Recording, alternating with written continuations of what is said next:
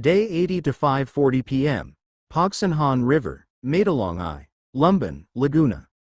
The remaining men stared at the nightmare before them. This situation should not have been happening. They all wanted to believe that it was nothing but a dream. Unfortunately, they were facing a harsh reality. They were already on the way back to their base after a successful hunt. Aside from collecting things from a few survivor groups, they also managed to capture a few women to play with. It should have been a bountiful day if they did not decide to stop and surround two people who were minding their own business. The arrogance they had taken away their ability to judge the situation. This gang had more people in their group. They also had deadly weapons at their disposal. Unfortunately, all of these things were worthless in front of real, genuine strength. They could not even do anything but freeze on the spot, watching their comrades die one by one, not even able to help or run away.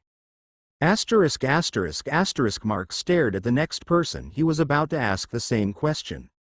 From the skinny man that died first, several heads were already rolling on the concrete. He asked several of the men already, and he was unsatisfied with their answers. Thus, they were beheaded in a flash. Now, there were only 11 people left, including the already dying mutator. Mark then threw the necklace on the next man he was going to ask. He already experimented on this necklace on the previous men. There, he found the use of this thing. This agreement was able to ward off any magical or psychic attack that affects the mind of the wearer. It was the very reason why the leader was unaffected by his emotion induction, in the slightest. To prove this fact, the next person fell on his knees after the necklace made contact with his hand. He was released from Mark's mental pressure. However, there was one thing. The wearer was not protected from other kinds of magical attacks. One of the dead bodies were severely scorched after he threw a ball of fire on him. Another was festering after he hit that person with a surge of miasma. The necklace remained intact, but the person did not. Mark bent down on the next man and asked the same question. Do you know anything about this necklace? To Mark's satisfaction, unlike the previous men that were still afraid despite being free from the mental pressure, this one looked calmer. Now, looking at this guy, he did not seem to wet himself like the others. The man then asked Mark, I don't understand. What exact answer do you want to hear?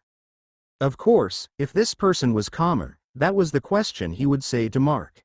After all, unlike the first one, some of the previous men Mark killed gave one or two answers. However, they were still murdered brutally. Since this one was different from the previous ones, Mark decided to change the question. All right. Have you seen another necklace that looked similar? At least, something that could be connected to that one. Hearing that, the man racked his brains, and fortunately, he remembered something. Our leader. Say it louder, Mark said as the man's voice was nothing more than a mumble. I don't know if that is what you are asking for, but I remember seeing our leader wearing a necklace that looked like a large ring. Both that ring and this necklace looked similar. Hearing that, Mark pointed at the armless mutator. That isn't your leader. No, sir, he is our leader's younger brother. That made Mark nod. He also thought the same before.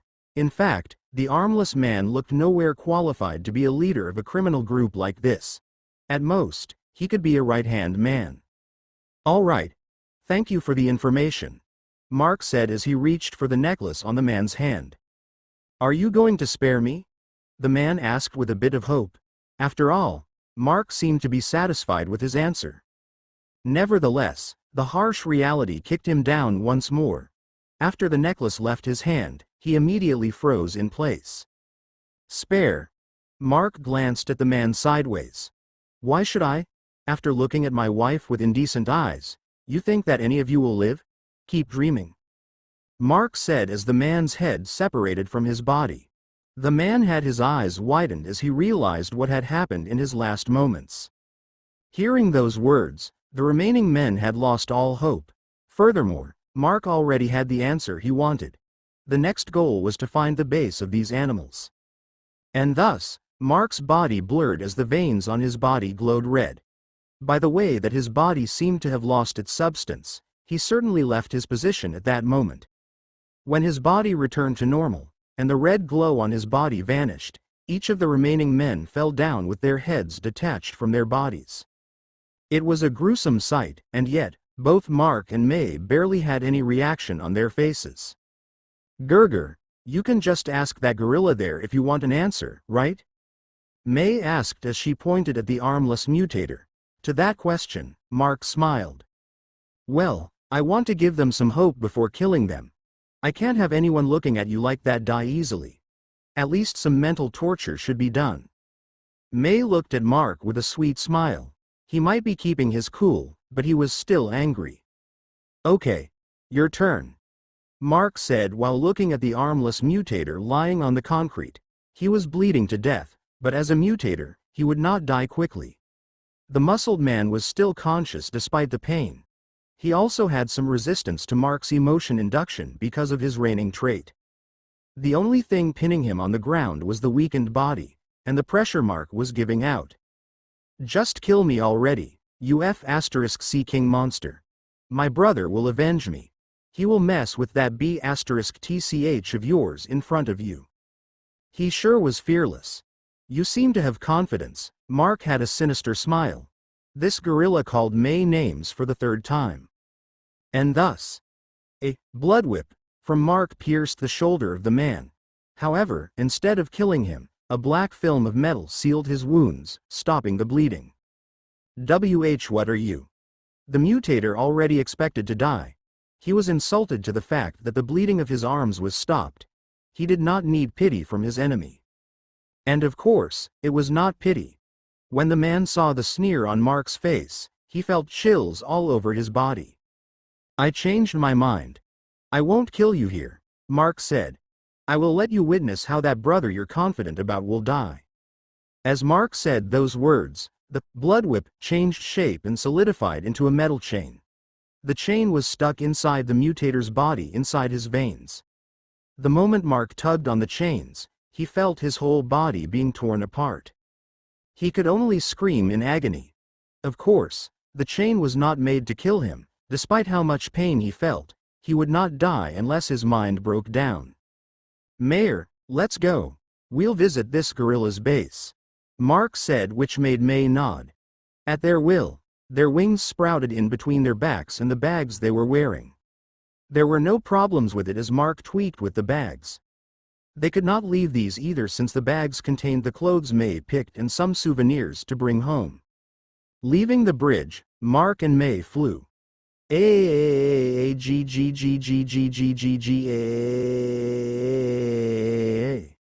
With the agonizing screams of the mutator being hanged in the air by Mark. However, Mark had no idea where the base was. He also doubted that the gorilla would actually tell. That was why Mark was decided to go on a short stop nearby. Paolo and Chris saw everything that happened at the bridge. Sure enough, the two could not believe what their eyes witnessed. The members of the collector group of the Buddha gang were slaughtered very easily. They thought of warning the couple on the bridge, but to think that it was the total opposite. The members of the gang were the ones who needed to be warned. Not like they would do anyway, even if they knew that this would happen. Those animals of Buddha gang needed to be killed. Any survivor living in this area would not go against that notion. What made the two frozen was when they saw the couple sprout wings and take flight with the right hand of Buddha gang, alias Macho, in tow. The two could even hear the dying screams of the mutator from the gang. Still, that was not the issue. The problem was that the couple were actually flying towards their direction. "Paolo, call Zach and Donna. Quick," Chris said, which made Paolo rush down from the watchtower. Mark and May arrived at the hideout of a group of survivors living beside the river. It was impossible for Mark to not notice the two lookouts that were watching the whole scene at the bridge. He also knew about the notion of the two to warn Mark and May, which gave him a good impression of these people. As these survivors lived in this area, they should be aware of where the base of the enemies was. That was why Mark decided to stop by and ask. When they arrived, the two lookouts already left the watchtower and stood in the middle of their yard with two more people. They were wary of course, however, Mark had no plans to spend much time with them. And thus, before the group could say anything, Mark opened his mouth. Do you guys know where the base of this gorilla is? The sudden question made the four people below stumped. There was no greeting or anything. Just straight to the question. However, since two of them watched what happened, they just decided to answer. They did not want to receive the ire of this couple and follow the steps of the gang members. The appearance of the screaming alias Macho was proof that they should not try to mess with the two. They should be at the capital. In Santa Cruz. The man that replied glanced at alias Macho. It was not surprising if he received a deadly glare from the gang subleader. However, not mention glaring, the subleader could not even stop himself from screaming because of the torture. As the question was honestly answered, Mark and May had no reason to stay.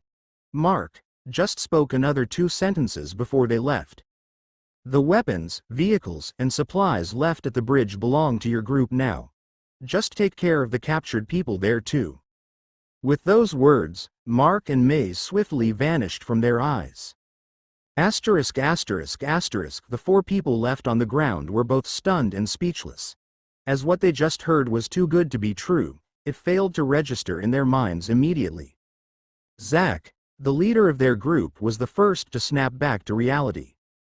Everyone also heard it, right? Donna blinked. I do? Chris and Paolo also nodded. Then quick. Get everyone. We'll retrieve everything before the zombies swarm the bridge, quick. And thus, their whole group of 13 people left the protected walls of their base to go to the bridge. There, they shiver at the sight left by the one-sided slaughter that happened. Nevertheless, the shiver they felt had vanished as they saw everything that was left for their taking. They also freed the captured women who were pitifully tied up and ravaged inside the trucks. In the next few days, a new group would rise in Laguna, composed of several groups joining together. They were worshipping a man and woman with bat wings as their idol. Of course, that detail was left not known by Mark and May, who were now heading towards the provincial capital of Laguna.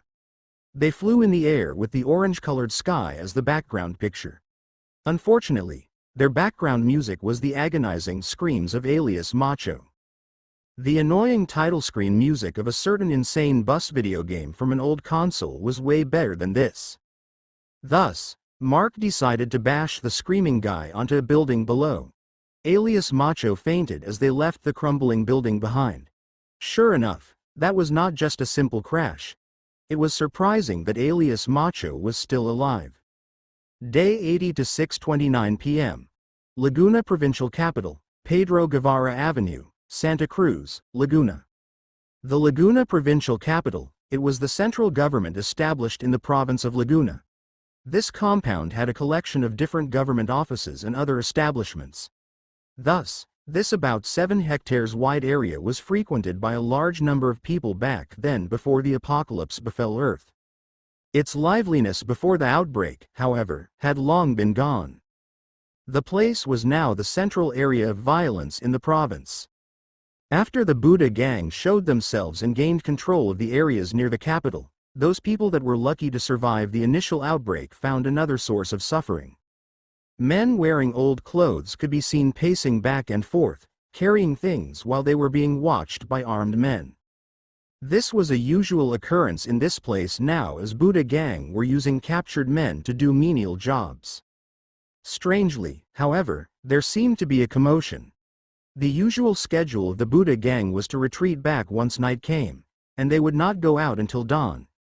Everybody knew the reason why, and that had followed since they started to rule this place. Now, the members of Buddha gang seemed to be preparing to go out. It was even though the sun had already set. Furthermore, the leader of the gang, alias Pudik, commonly known as Nardo. It was quite apparent that he idolized a notorious criminal that was killed back in the 1970s for using that name. The most strange thing was that Nardo was trying to mobilize the majority of his men. Except for the 100 gang members that would remain in the base, the rest that was about 300 were getting ready to go out. Concealed by the dark night sky, Mark and May flapped their wings while watching the commotion below. "Aren't they restless?" May voiced out. As they could only see the people below running here and there in a hurry, that was how it looked like to her. "I found the guy that seems to be the brother of this gorilla. They really are agitated," Mark replied. His eyes fell on the unconscious alias Macho that was hanging on the chain and thought of an assumption. Did this guy's brother sense that something happened? Gerger, is that possible? To May's question, Mark shrugged his shoulders.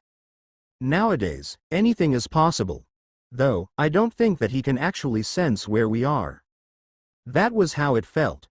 The brother might have sensed that the gorilla was in danger, but was unable to pinpoint where the younger brother was exactly. Or else, they might have been firing guns at Mark and May already. Observing the outline of the place, Mark finally decided to start. "Shall we go?" Mark asked, which May nodded to. Normally, women would not want to get involved in these kinds of situations. May, however, did not care. As long as she was with Mark, as long as she was with the people she cared for, everything else was insignificant.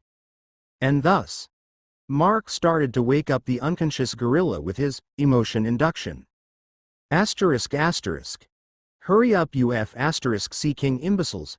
Something happened to my brother and our collectors. We need to find them. Nardo yelled to the top of his lungs.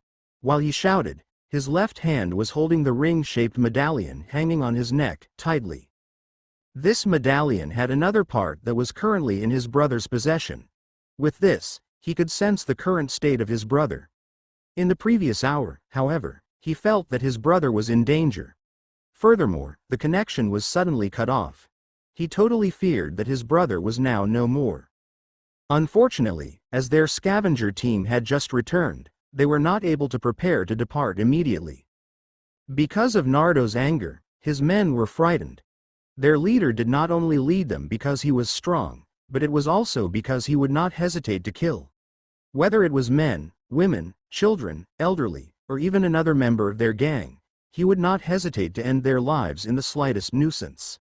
Now that it seemed that alias Macho was in danger, their leader might kill everyone he laid his eyes on. While everyone was preparing, however, a familiar voice was heard from above. That familiar voice was not just speaking, though. A-G-G-G-G-H-H-H-H-H-H. The painful yells of agony made everyone's spines shiver. They could only look up to the sky where the screams were coming from. That was when they noticed something falling from the sky. Tham! The concrete in the middle of the compound cracked as the source of the scream crashed. However, there was no need to ask who it was. Nardo could be seen rushing from his spot towards the cloud of dust created by the impact. "Brother!" Nardo yelled as he saw his younger brother in a horrible condition. Bro AHHGGGAAA, alias Macho, was still alive, having a sturdy body. He realized who was calling him and tried to reply. However, the agonizing pain in his body took over before he was able to finish the word. "Brother! Who did this to you? WHOFCKING did this to you?" Nardo yelled. That was when another voice was heard. "Damn, you two are really brothers. You have the same annoying screaming voice." Everyone in the area paused and looked above. There, they saw two figures flying down slowly. The two then landed not far from the two leaders of the gang. Everyone was surprised to see a beautiful girl and a quite plain-looking man with wings. Sure enough, even though the lights in the place were just spotlights and burning gas barrels, it was not enough to overshadow May's beauty. Many that were able to see her face was fascinated. Of course, for the gang members, their fascination was accompanied by lust. Of course, Mark would not take that lightly. With a red glow of his eyes, the mobs were frozen still. Those that had nasty intentions towards May even started to bleed from their eyes, nose, and ears. "Are you two the ones who did this?" Nardo warily stood up and was readying his gun. "We did. So? Who are you two? I don't think that you two came from around here. Why did you do this?" Nardo fired a barrage of questions. It seemed that he was quite smart. He deduced that the collection team was no more just by the current appearance of his brother. And such, he just proceeded to question Mark and May's intentions.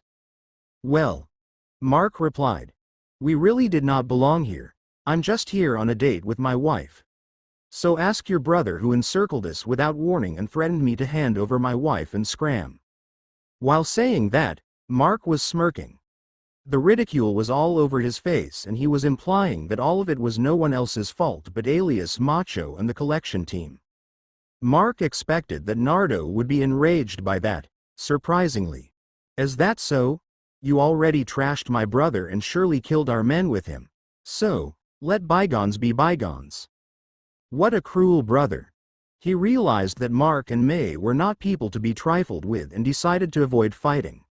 This made even the agonized alias Macho look at his brother in pure shock. However, it had been always how this gang survived. Kissing the feet of those with power using bribes, this gang was able to keep operating. That was also how he kept his head while being wanted by the police. To Nardo's surprise, Mark shrugged his shoulders. "You're quite cruel, aren't you? Abandoning your men and your brother to save yourself. We have to compromise sometimes in our line of business," Nardo replied. Of course, he was ready for any confrontation.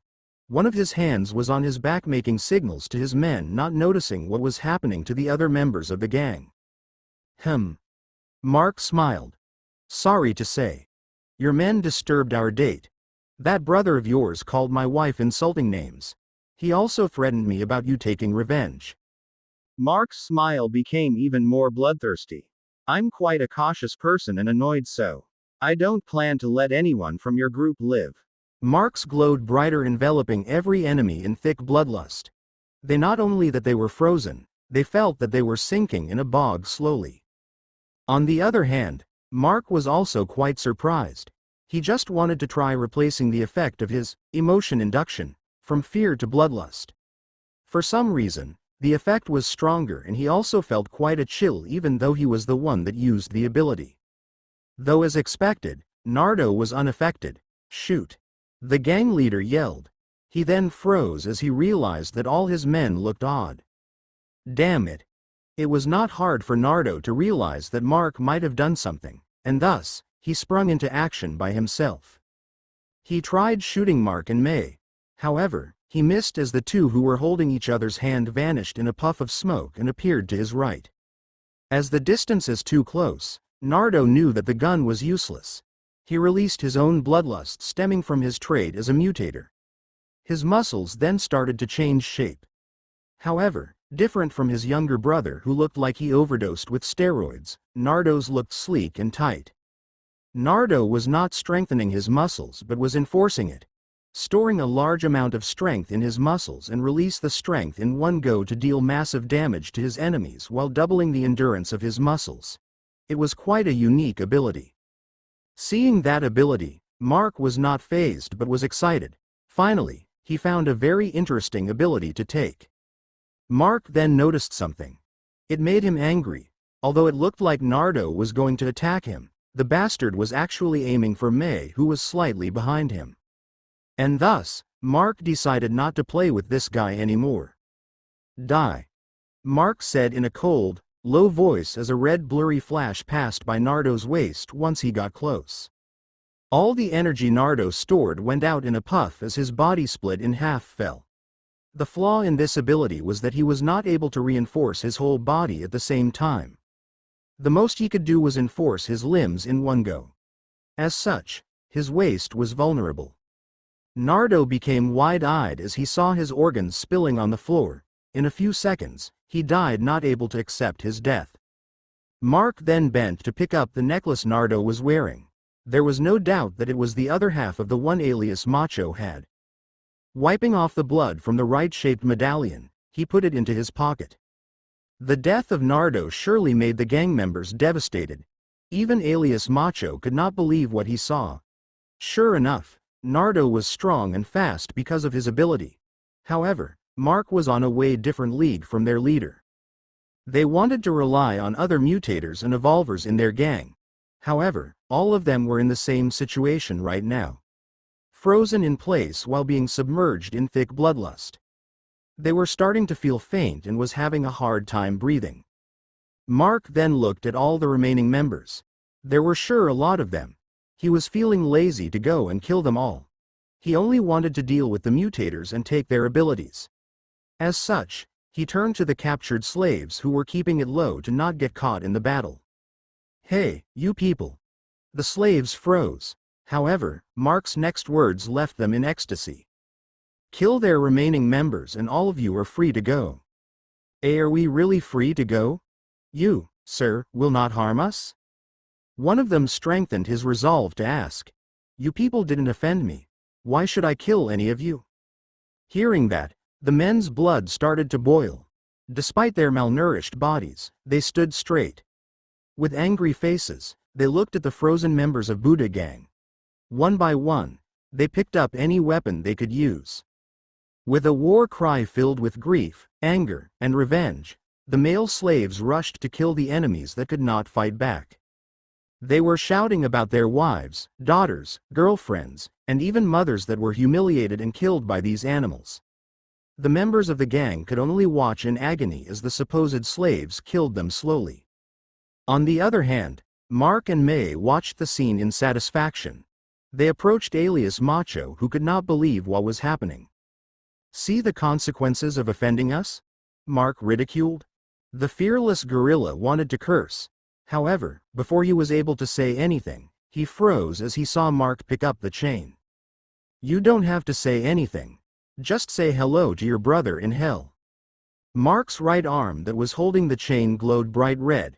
Without hesitation, he whipped the chain up, causing Alias Macho to bounce up into the air. Then, with all the strength Mark could muster, he flung the chain away to the side. In a very fast speed, Alias Macho was shot towards that direction along with his agonizing screams. When the inertia from swing was about to pull the chain away, Mark suddenly pulled the chain in the opposite direction. Splat! Alias Macho's body was torn and exploded into pieces as his guts, organs, and blood splattered on the wall in that direction. What was left on Mark's hand was the chain with a kind of odd anthill art, with a decapitated human head at the other end. They then proceeded to deal with the bodies of the mutators. It did not take long. Not only the members of the gang were killed, but the pitiful women were also rescued. When everyone wanted to thank their benefactors, they were already gone. They could only thank the two within their hearts. Some even kneeled as if praying to a god. Mark and May saw that scene before they left. Sure enough, it felt uncomfortable. "Let's go home," Mark asked. Let's go." Holding each other's hands, Mark and May flew under the night sky. Volume 7 End Day 85 to 2:24 p.m. Mountain Base, Mount Malabito, General Nakar, Quezon. 5 days after the date that ended in a bloody way, the whole base was moving forward smoothly. In fact, even way smoother compared to how most of the government managed settlements around the country. The crops were growing fine, way faster than how plants grew before the apocalypse. By the estimate of the old farmer couple that was tasked to manage the fields, the base would have a stable source of vegetables and a bit of fruit after a month and a half to 2 months. Furthermore, even mutated insects had already gained instincts on par with animals before the apocalypse. Because of the dangerous figures in the base, most of these insects would rather stay away. Thus, it was very rare for one to go and try to damage the fields. And if they did, the duende's magic they put around the fields would confuse the insect or other animals until these intruders were put down before they could damage anything.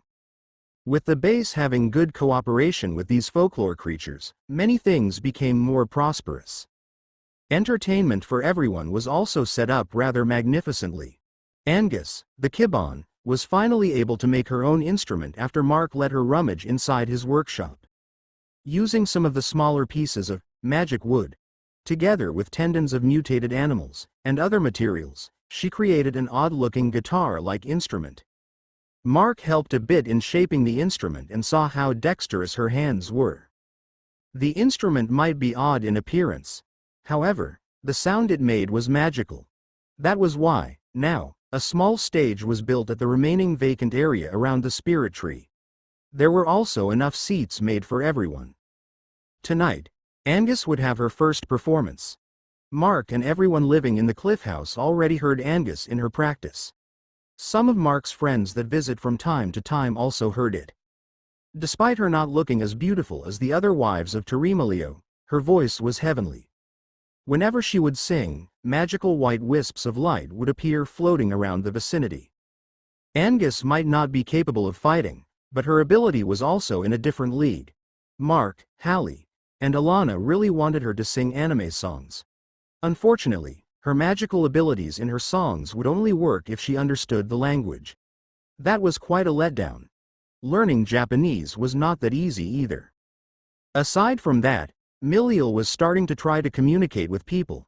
She was still scared most of the time. Nevertheless, her anxiety towards humans and other land creatures was lessening.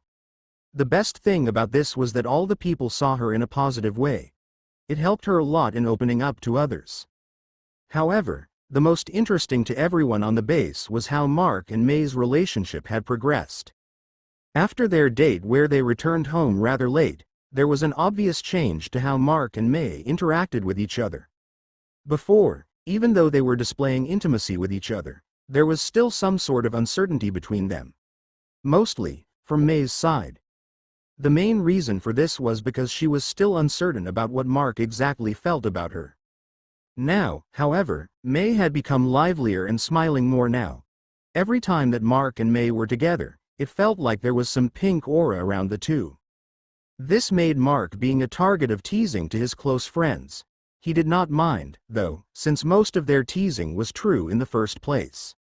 May was also being teased, mainly by Alana, Colleen, Jaya, and Emmy. This always left her red in embarrassment when they start asking when the wedding would happen. It was really not an embarrassing topic. To May, however, raised to become a doll to expand her family's business dynasty, it meant a whole different thing. It was to give all of herself to Mark. Including that thing that would usually happen after the wedding. She did not mind as long as it was Mark. However, it was still embarrassing for her. That, however, was a good thing in May's case. Once things like this enter her mind before, what she would remember was what happened to her back at the city mall. She would end up nightmares the night after as the effect of trauma. Being embarrassed about it instead meant that she was recovering and was starting to forget about the nightmares she experienced. And every time she was embarrassed, May would end up touching the 1.5-inch diameter medallion hanging on neck. After experimenting and testing things with the two agimets Mark and May got from the gang, they learned that both trinkets had the same effect and fit each other as one. The circular medallion could be inserted inside the ring. Once it was done, the effect of protecting the wearer from mental attacks would get multiplied to the point of affecting not just the wearer but actually a 5-meter area. This made Mark realize that if the two medallions were together and were worn by anyone from the gang, Mark would need more effort to deal with them. Luckily, it seemed that those gang brothers only knew of one function this agimet had. That function was to let the wearer of one part of the agimet feel the current state of the wearer of the other part. Because of this, after Mark cleaned the medallions, he wore the ring part while he gave May the inner part. This made the two able to feel each other's state, both physically and mentally. This was also why May was touching the medallion, because she knew that Mark could feel how embarrassed she was.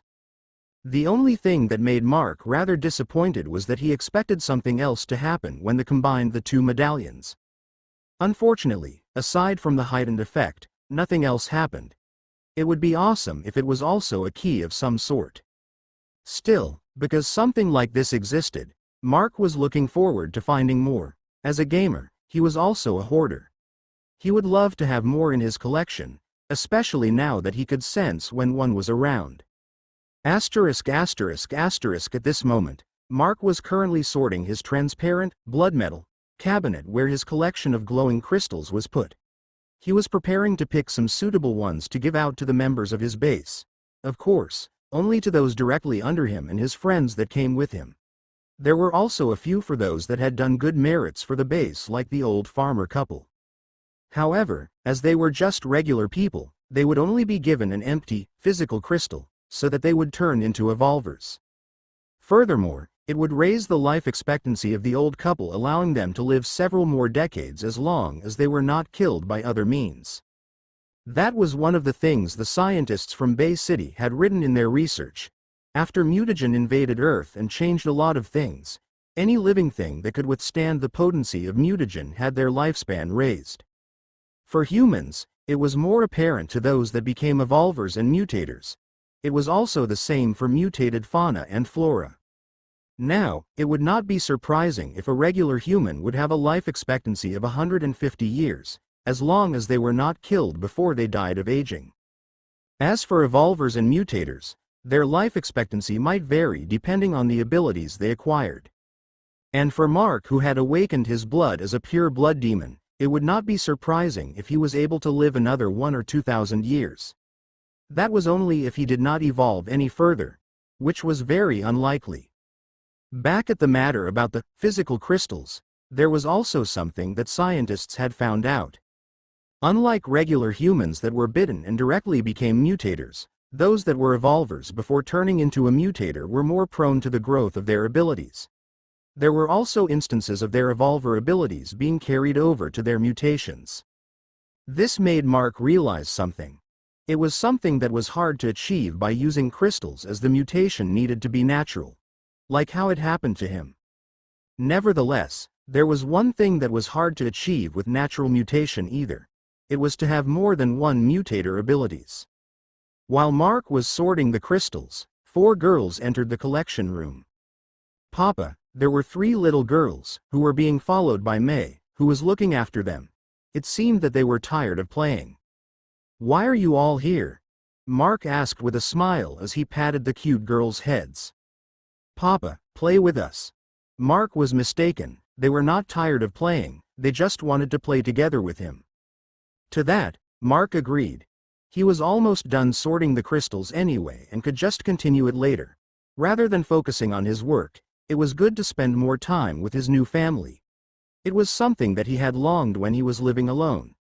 Now that these girls were here, he would cherish them even if he needed to sacrifice himself. If something irreversible happened to them, this world should stop to exist. "Gerger, did you say something?" May asked as she heard Mark mumbling. "No, it's nothing." Mark smiled, and thus, mark time with the girls. Asterisk asterisk asterisk night came, and one of the most important nights since the base was built. May and Abigail would finally become Mark's kin as blood demons. Of course, no one knew aside from a few selected people. Why did several days pass before it happened? Mark had to ask Pephile and Amihan what they knew about the ritual to turn other beings to his kin. Unfortunately, they knew too little. Unexpectedly, both Termilio and Felinia knew something despite not realizing that Mark was a blood demon and the spirit tree was the Night-Evered tree.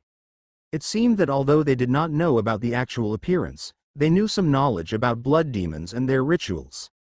It became suspicious as to how the two knew some ancient knowledge. However, that did not matter right now. Now, there is only Mark, May, and the 3 little girls in the bedroom. May and Abigail were lying on the bed beside each other. Both were calm and was still smiling. "Are you two ready?" Mark said, which made the two nod. He then closed his eyes and stimulated his blood. As the ritual started, Iola brought Miracle to a corner to watch. Mark's 2 pair of wings then opened up glowing red. Veins on his body started to glow brightly along with his eyes. His horns grew once more and his fangs were the same. The only thing he controlled was the growth of his hair, as having it too long was rather inconvenient. It was also unnecessary as it served nothing but aesthetics.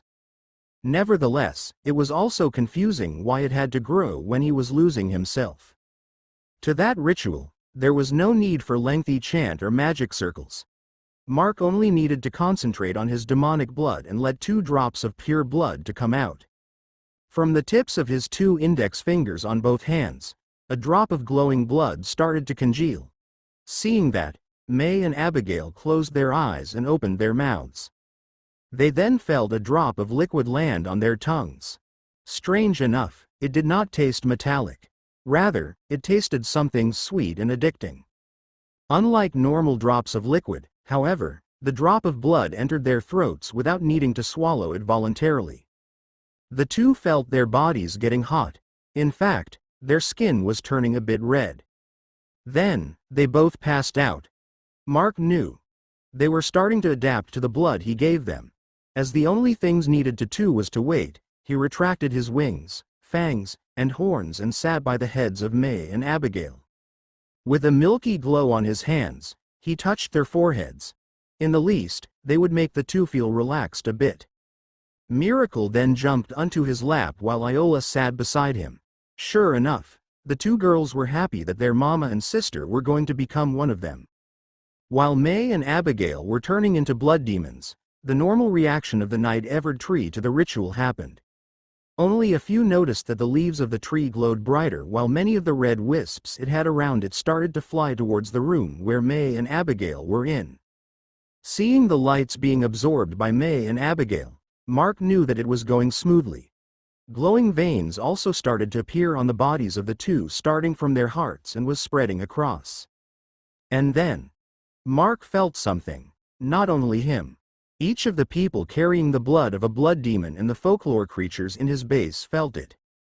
The night-evered spirit tree had finally awakened.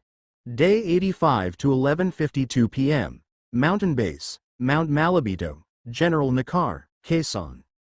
Mark stood by the window of the room together with Iola and Miracle. Not only the three, but almost everyone in the base was alarmed by the sudden event. Who would not be? The bright red light emanated by the night-evered spirit tree enveloped the whole flatlands between the mountains. It was bright enough to wake up those that were sleeping. Furthermore, being seen from far away, it looked like the sun started to rise between the mountains. Even the people of New Infanta settlement that was about 20 kilometers away northwest witnessed the light. It was although a few mountains separated the two places. The others might not know. But as the master of the spirit tree, Mark knew that it was finally gaining its sentience. Just as how sudden it had fully grown, the birth of its consciousness was the same. Mark could feel this connection to the tree was growing stronger. There was even a faint light being emanated by his body as it was happening. Is this the aura the duendes spoke of? He murmured as he examined his arms enveloped with a faint film of light. While he watched the spirit tree, he could feel its consciousness growing like a balloon slowly inflating with air. Mark did not realize his eyes were also glowing. He wanted to approach the tree. However, he could not leave May and Abigail amidst the transformation of their bodies. Moreover, their state was different from Iola.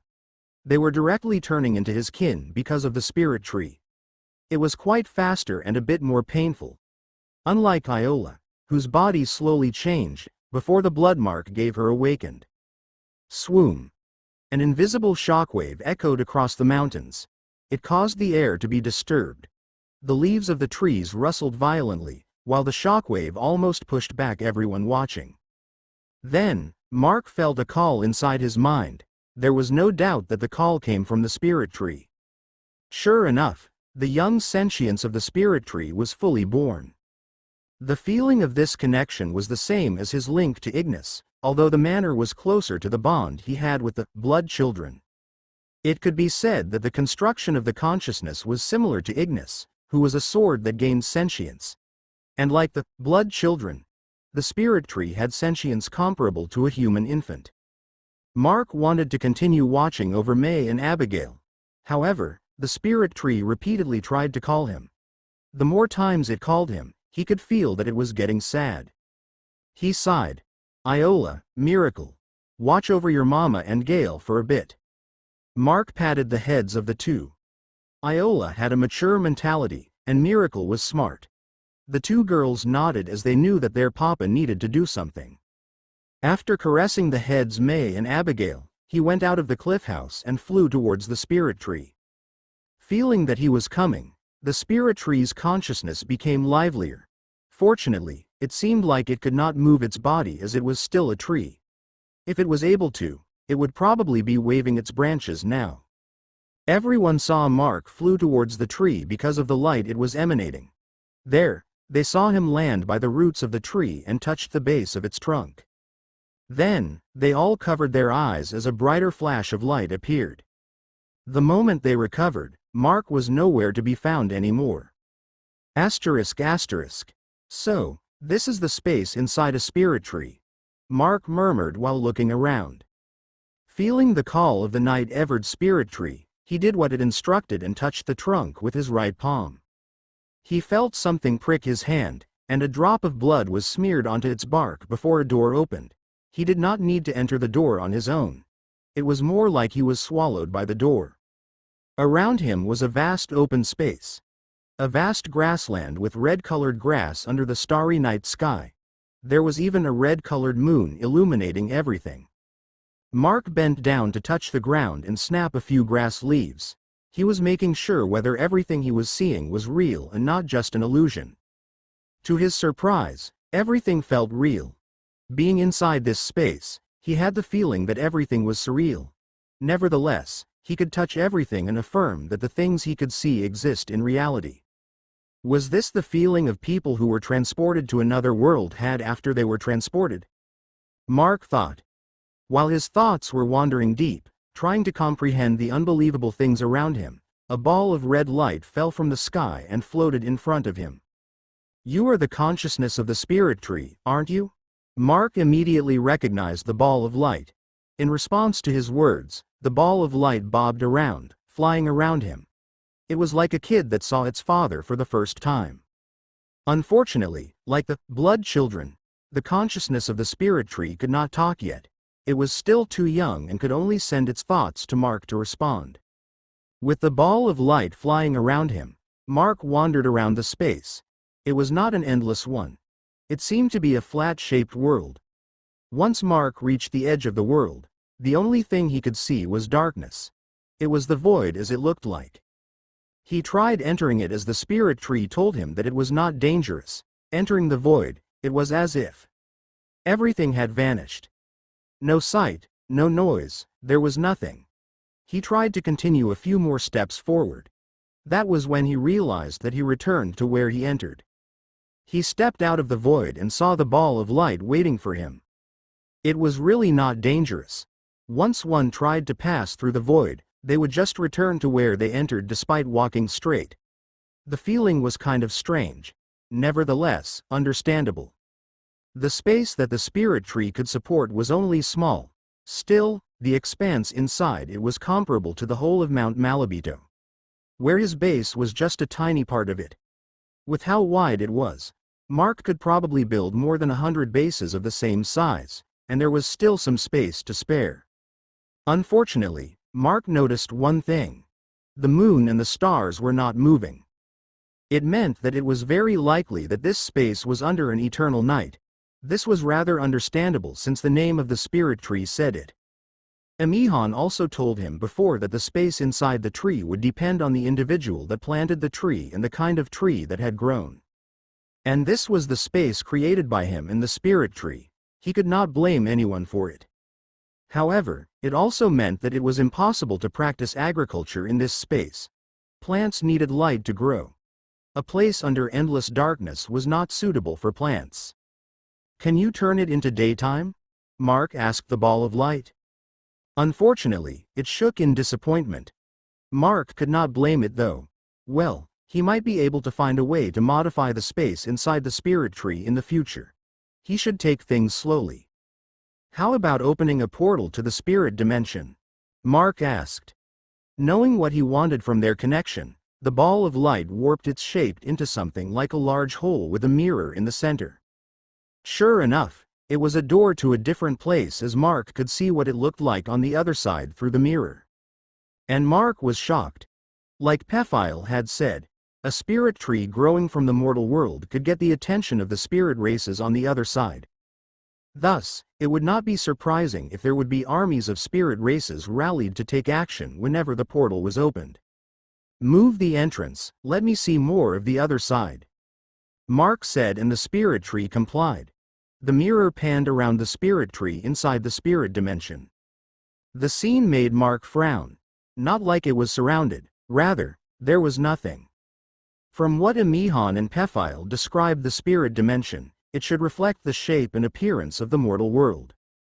On what Mark had seen on the portal, while it did reflect the mountainous terrain where the spirit tree and his base was located in the mortal world, everything else was dying. The supposed lush green grass was dried and brown.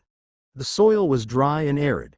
The trees were lacking leaves, and the whole mountain seemed lifeless. However, Mark found some creatures. He was not happy about it. Each creature was as disgusting as it could be. One of what he saw was an 8-meter humanoid blob of flesh with bluish-green skin. Its black-colored blood vessels were apparent and seemed bloated. Greenish ooze dripped from its mouth and its eyes were filled with rage. Another was a half-bodied naked woman with wings. Without a doubt, this was a demon that was called Mononongal. The strange thing was that it was crawling violently on the ground with its wings that were bent in the wrong way. It was like a ferocious animal walking on fours with its arms and wings. Aside from the two, there were also others. They were wandering around the tree and it seemed that they were here by coincidence. These creatures did not even seem to be interested in the spirit tree. While Mark observed the disgusting creatures, a small creature with clear wings passed by the portal. It seemed to notice the portal and flew towards it. As the portal could be described as an one-way mirror that allowed Mark to see outside, the little creature could not see him. This gave Mark the opportunity to observe the creature up close as it investigated the portal. Furthermore, as long as Mark did not allow it to enter, it would not be able to enter the space inside the spirit tree.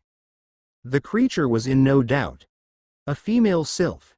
However, looking at her mindless behavior as it investigated the portal, the veins visible on her skin, and her pale-colored lifeless eyes, Mark knew. So, it's not just Earth, huh? Mark murmured as the unsightly truth was revealed before his eyes. Mutagen also invaded the spirit dimension. Furthermore, they had it worse than the mortal world. For the supposedly beautiful mountain to turn into a wasteland, just how devastating were the effects of mutagen in the spirit dimension?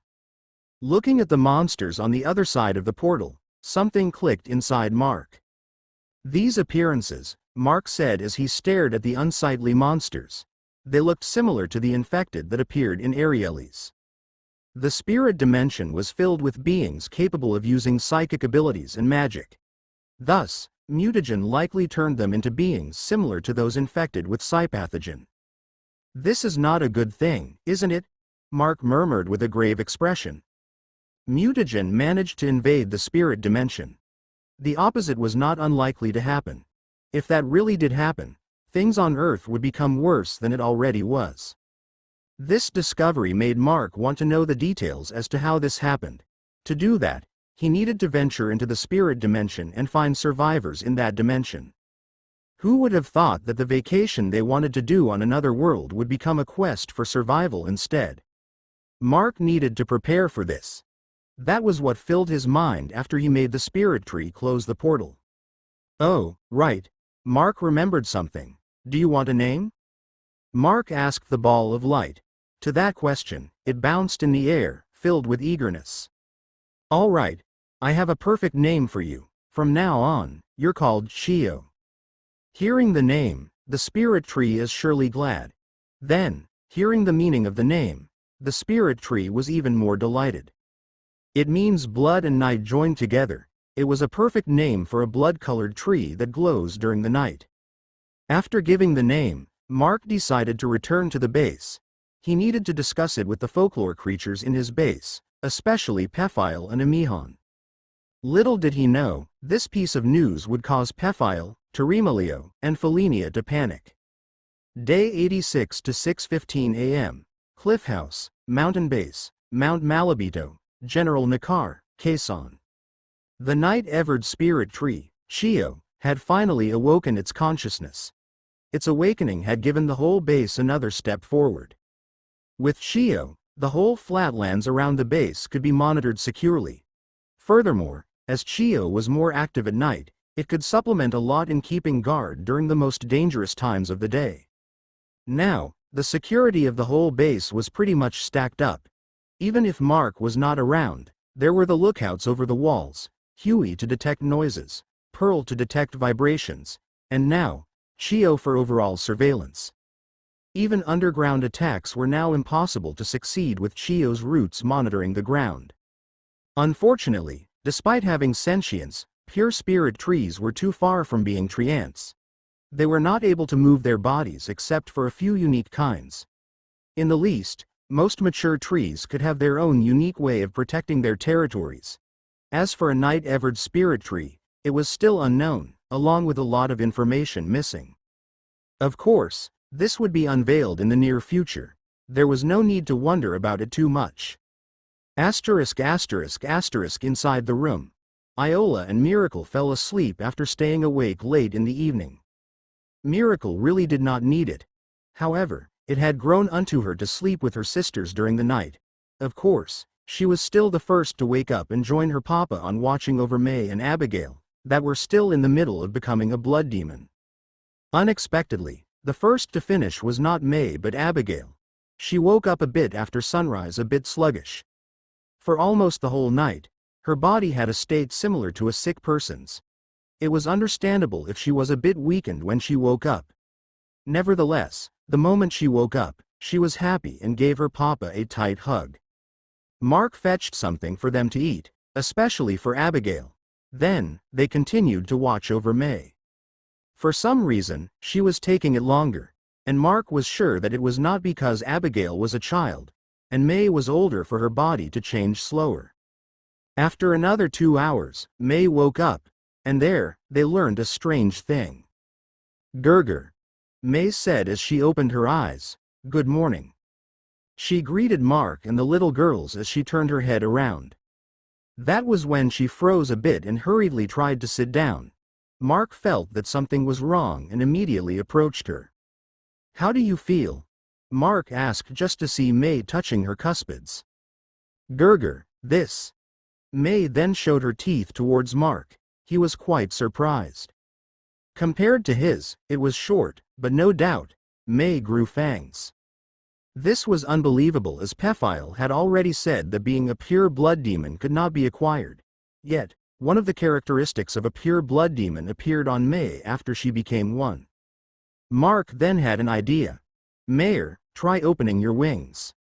May nodded, and her bat wings grew out of her back.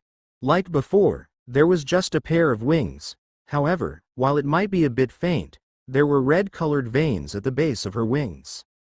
There was no doubt, for some reason, she turned into a pure blood demon. Nevertheless, he could tell that her rank as a pure blood demon was lower than his considering her short fangs and the faint red veins. Still, this fact was baffling. Mark decided to ask Pephile later, and also to Remilio and Felinia considering that they knew many things for some reason. As May and Abigail had both turned into blood demons, Mark was relieved. Now, he could say that this family was genuinely his, and no one would be able to deny it. With the two waking up, Mark decided to have a good breakfast. Although he and the little girls had already eaten a bit, they would not let May eat alone. After lunch, a meeting was held inside the meeting room inside Mark's house. The ones present were the people directly receiving orders from Mark, a few of his friends like Roland, Carlo, and Arvi, and the important folklore creatures living in the base, Remilio and his wives, and Pephile. Remilio and his wives were easy to call. On the other hand, even without needing to call him, Pephile would suddenly appear whenever he was needed. Aside from them, the tribe elder and her grandchildren were also present. Mark disclosed the fact that the spirit tree had awakened its consciousness. Pephile and the other folklore creatures in the base already knew about this. On the other hand, it surprised the people in the base that only watched what was happening at the tree last night without knowing anything. For the spirit tree to wake up, it was a good thing for everyone in the base. Mark also discussed the benefit of having the spirit tree awaken to his people and friends, making them feel even more secure in this base. He also told them that he would be distributing the crystals to them and those that contributed heavily to the base. Sure enough, it made them delighted. Mark discussed a few more things to Huey and the others, including the space inside the tree that they needed to start working on. Thus, Huey would need to make another draft of a new base that they would build inside that space. Of course, Huey needed to see the location first before he was able to start, and Mark agreed in showing everyone the space inside the tree. After that, most of the humans left, leaving only the tribe elder and her grandchildren as the only humans in the room. And there, the discussion would have to a grave turn. "There is something that I need to tell you all," Mark said. "The spirit world is in shambles right now." This caused the folklore creatures to be shocked. The ones most affected were Pephile, Terimelio, and Felinia for some reason. "What do you mean?" Pephile asked with a serious expression. And thus, Mark described what he had seen through the portal inside Chio. The three could not believe what they were hearing. The others were also the same as what Mark had described, greatly differed from what they expected. There, Pephile, Terimelio, and Felinia had a serious request. They wanted to see the situation for themselves. Mark did not mind it. However, he had a question for the elder first. In fact, Mark did not call for the elder. She was the one who wanted to meet with Mark. "Elder, why did you come to meet me today?" To that question, the elder faced Mark's direction. "I received an oracle last night.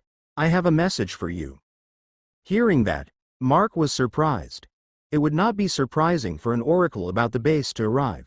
However, this oracle seemed to have something to do with him. "Please, say it," Mark said. The elder then looked down and opened her mouth. Clouds had gathered, and blinding light streaked across the night sky. "I happened once, and the shadows were lost." The cloud gathered once more, and red light enveloped the sky. "It happened twice, and the shadows found their way."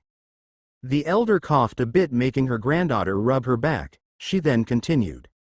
"The shadow will arrive, but will decide not to loom over. With its 1,000 eyes, it will observe. At the right time, the will absorb." She then raised her head. "That is all I can tell you. I believe that you know what it meant. We will be returning to our place." "Thank you for the message," Mark nodded. "Let Odile escort you back." With that, being helped by Odilina, the elder and her grandchildren left the room. Everyone was baffled to the meaning of what the elder had said. It was quite cryptic after all. Inside the room, Mark was the only one that had the ability to understand it. After all, he knew the things that the message mentioned. "Gerger, do you understand it?" May asked, a bit worried. Hearing those words made her feel a bit uncomfortable. Mark nodded and spoke for everyone to hear. What the oracle meant is that the enemies also felt the awakening of Chio. They will find this base soon. "Which enemies?" Pephile asked with a frown. The news about the spirit dimension already ticked him off. Now, the place where his son and his partner were living seemed to be in danger. "I don't exactly know." Mark shook his head. However, he had a vague idea. In Mark's understanding, what the oracle meant was this. At the time he fully assimilated with Freed's ability, the clouds gathered and lightning streaked across the sky. The enemies felt it and tried to find the source. However, as it just happened once, the enemies were lost. However, when the spirit tree was planted and when its consciousness awakened last night, it was very likely that the enemies finally managed to pinpoint, at least, the general direction of this place. Because of how large the spirit tree was, they were sure to find it if they arrived. However, they could not just make a move and needed to observe. These enemies would need to gather information. When they were ready, they would attack. As for who were the enemies, the oracle mentioned shadows several times. Talking about shadows, there was only one kind of creature that entered his mind. The shadow people. It meant that the Ouroboros was looking for Chio. Sure enough, their goal was not good in any way. Fortunately, they still had time to prepare. Although the oracle the elder had given out sounded ominous, it did not seem to be hurried. He needed to bolster the defenses of the base before he ventured into the spirit dimension. The current state of the spirit dimension was just as important as this oracle he had received. Sorting his thoughts, Mark decided to bring the folklore creatures into the space inside Chio. However, before that, Pephile, Mark called out, "You said that being a pure blood demon cannot be acquired, right?" Hearing that question, Pephile nodded. Yes, from what I heard, that is the case. To Pephile's statement, Mark nodded to May. There, she opened her wings and showed her fangs. She also let her eyes shine red along with her veins on her body. You got to be kidding me, Pephile said in speechlessness. Not only Pephile but even Emihan was surprised. On the other hand, Teremalio and Felinia also showed surprise for a very different reason. The two thought that Mark was only asking about blood demons in curiosity. They never expected that reason was this. From the conversation of Mark and Pephile, it was obvious that May had just become one. Then, the eyes of the two slowly fell to Mark, who actually nodded to their stares. Teremalio and Felinia felt lightheaded. No one had ever told them about this. It was not surprising that they would not know, since they did not even recognize the night-evered spirit tree in the first place. To the scene in front of him, Pephile slapped his forehead. It was obvious that he was having a headache. As May returned back to normal, Pephile spoke in a bit frustrated tone. You couple really loved breaking the rules, aren't you? Sure enough, that frustration stemmed from the bottom of his heart. He also wanted to get away from the rules binding their race. Too much that he might even exchange his soul for it. Yet, Mark and May were breaking the rules of the world without even knowing. This made Pephile want to punch someone. Seeing Pephile's reaction, Mark called for Spera to fetch a glass of water for him, which he gladly received. Holding the glass, Pephile asked, "Does she have anything special about her body or something?" He just voiced this question without thinking. Raising the glass of water, he slowly drank on it. Mark and May looked at each other for a bit. Mark then spoke. Do you know about the body of void? PFFFT, cough, cough. Pephile spit out the water he was drinking and started a coughing fit after he choked. It was obvious that he knew what Mark was talking about and was totally shocked by the reply.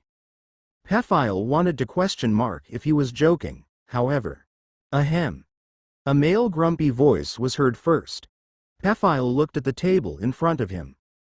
There, Teremalio and his wives, with the exception of Angus, were drenched with water he spat out. Day 86 to 2:14 p.m.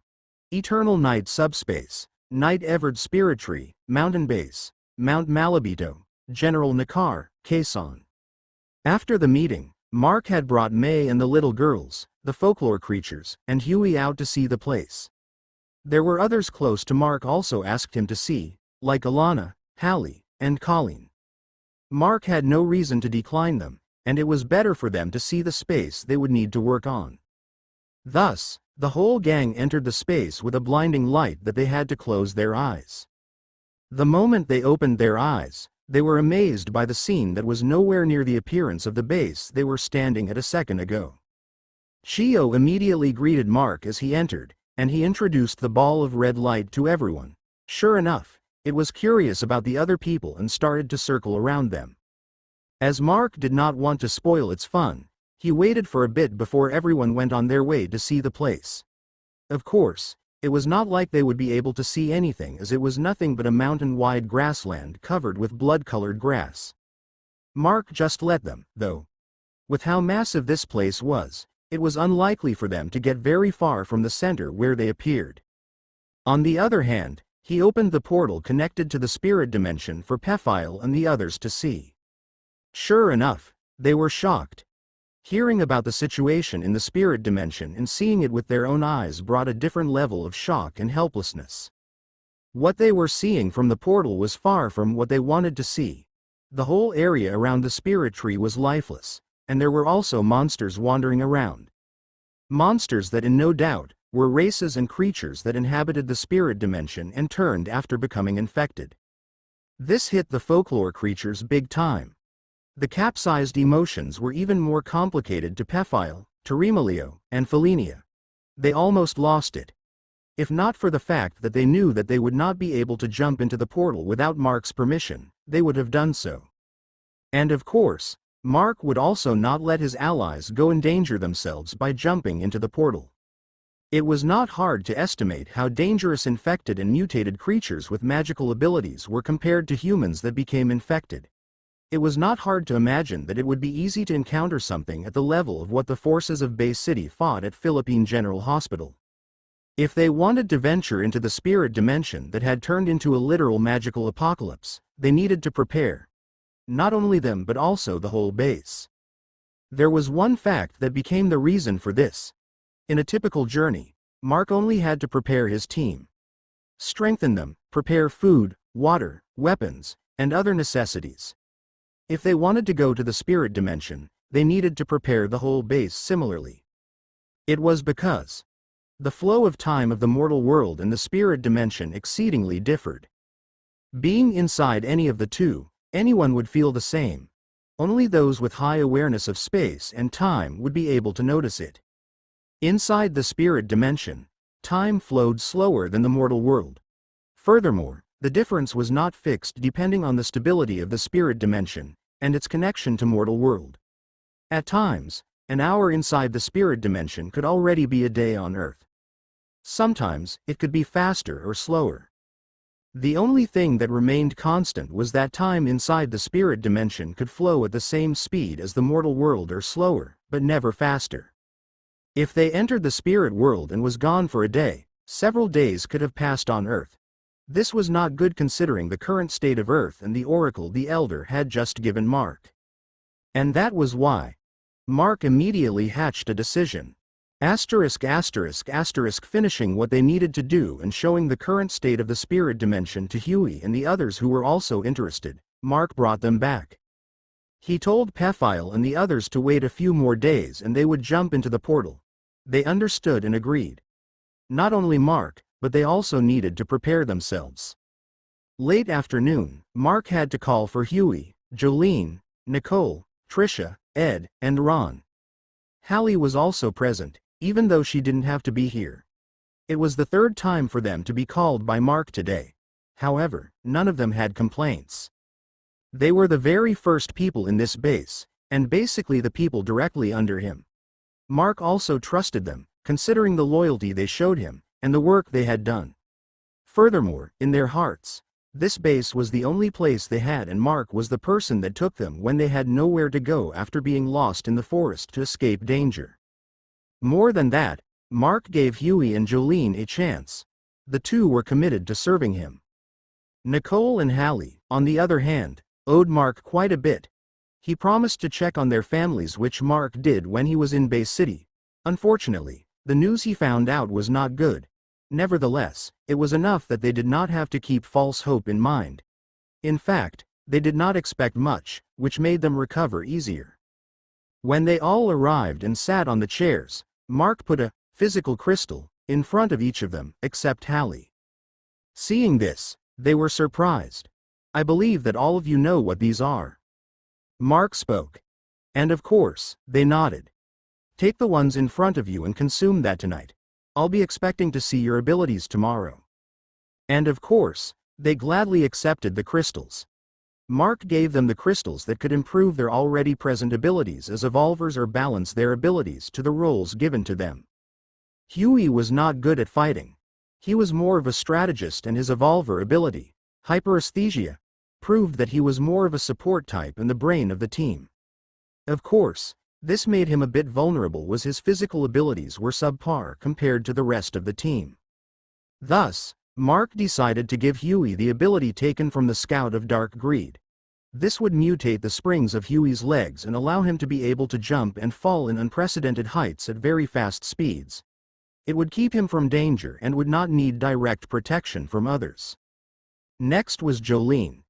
Her intuition allowed her to be able to fight without receiving fatal attacks. Her constant training also gave fruition to the current her. Mark had a hard time choosing an ability for her. In the end, he chose something to aid her ability that came from one of the insignificant criminals in Death Valley settlement. It was the ability to turn her skin into metal. Mark had some plans on why he gave Jolene this ability, and he would tell her after she was able to use the ability proficiently. To Nicole, she already had the same ability Mark had decided to Huey, although it was quite weaker. The problem was that she was still not able to jump down without feeling scared. Thus, decided Mark to give her one of the abilities Mark had just taken when they arrived. the ability of Hawk Owl that May shot back when they were retrieving the supplies at the bunker. With this, her fear of landing from heights would be lessened as she would have the assurance to not fall on a bad angle. It would also allow her to scout with more options for moving around. Trisha, the cook, did not really need to fight. However, her ability was the most balanced among the 7. He did not want to waste it and put her in charge to be the all-rounder of the team. Thus, Mark gave her a mutation that made her bones as strong as Odalina's and allowed her to freely change the shape of the bones of her limbs. Depending on how she used this mutation, she would be able to support whoever in the team needed her. Ed, on the other hand, was given one of the latest addition to Mark's collection, alias Macho's muscle enhancement. He was already a strength and tank type, to begin with. With his ability, his strength would be multiplied several times. Not only that it would help a lot in battles, but it would also help him as the main person in building structures in the base. Lastly, Ron. He had an ability similar to the slave named Tullia who was among the hunting team. This made him the range type of the group. The problem with him was like with Huey. Once compromised by enemies, he would be vulnerable due to the lack of physical enhancement. As such, Mark gave him an agility-based ability. It was a minor mutation that enhanced his legs, allowing him to run like a jaguar and kick like a horse. It would give him many options to keep a distance from his enemies while shooting them with his weapon. Hallie, who watched Mark put the crystals in front of the 6, was happy. The bond of these 7 was strong since they all came from one group. Now, she was not the sole mutator from the group. As the magician type of the group, she was glad to get her allies strengthened. Of course, these crystals were not all. After picking those crystals, get some of those. Mark said as he pointed at a few cases at the side of the room. Each of the cases was a different size and had a name engraved on the top side. Carefully, they picked up the crystals and picked up a case that had their name. Unexpectedly, Hallie also had one.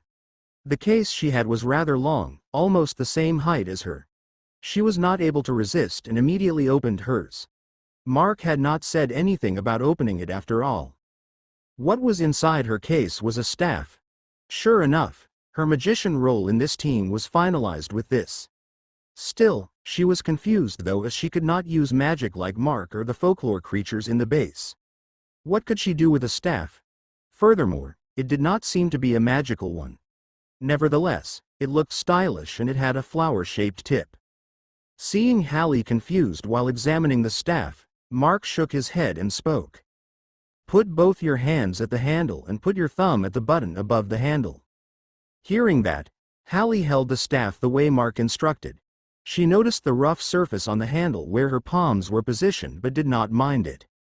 Then, she asked, push the button and release fire from your hand.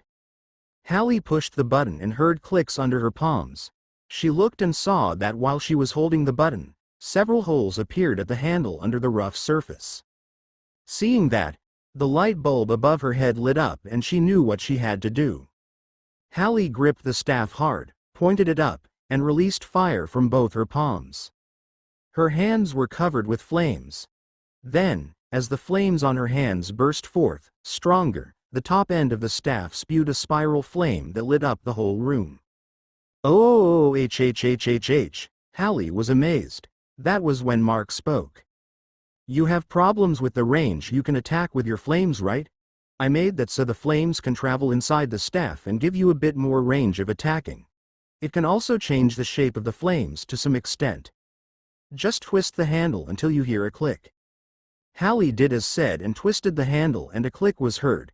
Then, another burst of flames was spewed by the staff. This time, the flame was concentrated like a blowtorch. She did another twist and tested another.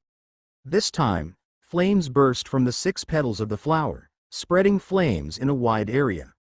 There were only 4 shapes, with the last one spewing all the 3 shapes at the same time that would make it look like Hallie created a small explosion. However, Mark told her not to try that one inside the room. Sure enough, she was delighted. She hugged the staff like her own child. Seeing what she got, the others were also eager to see what they received. Unfortunately, Mark told them to check the weapons later and call for the next batch. They all thanked Mark and went out. Soon, the next batch entered. They were some of the people in the team he decided to bring to the spirit dimension with him. There was Colleen, Alana, Edsel, Pearl, and most importantly, Spera. Day 86 to 6:02 p.m. Meeting room, Cliff House, Mountain Base, Mount Malabito, General Nakar, Quezon. After the first batch, the second batch of people Mark called for entered. Looking at their faces, they surely were confused as to why they were called here. Also, they were not the last batch, as there were still others waiting outside. It seemed that they tried asking Huey's group. However, it looked like that the first group did not answer them to keep the surprise factor. As such, they entered while trying to guess the reason.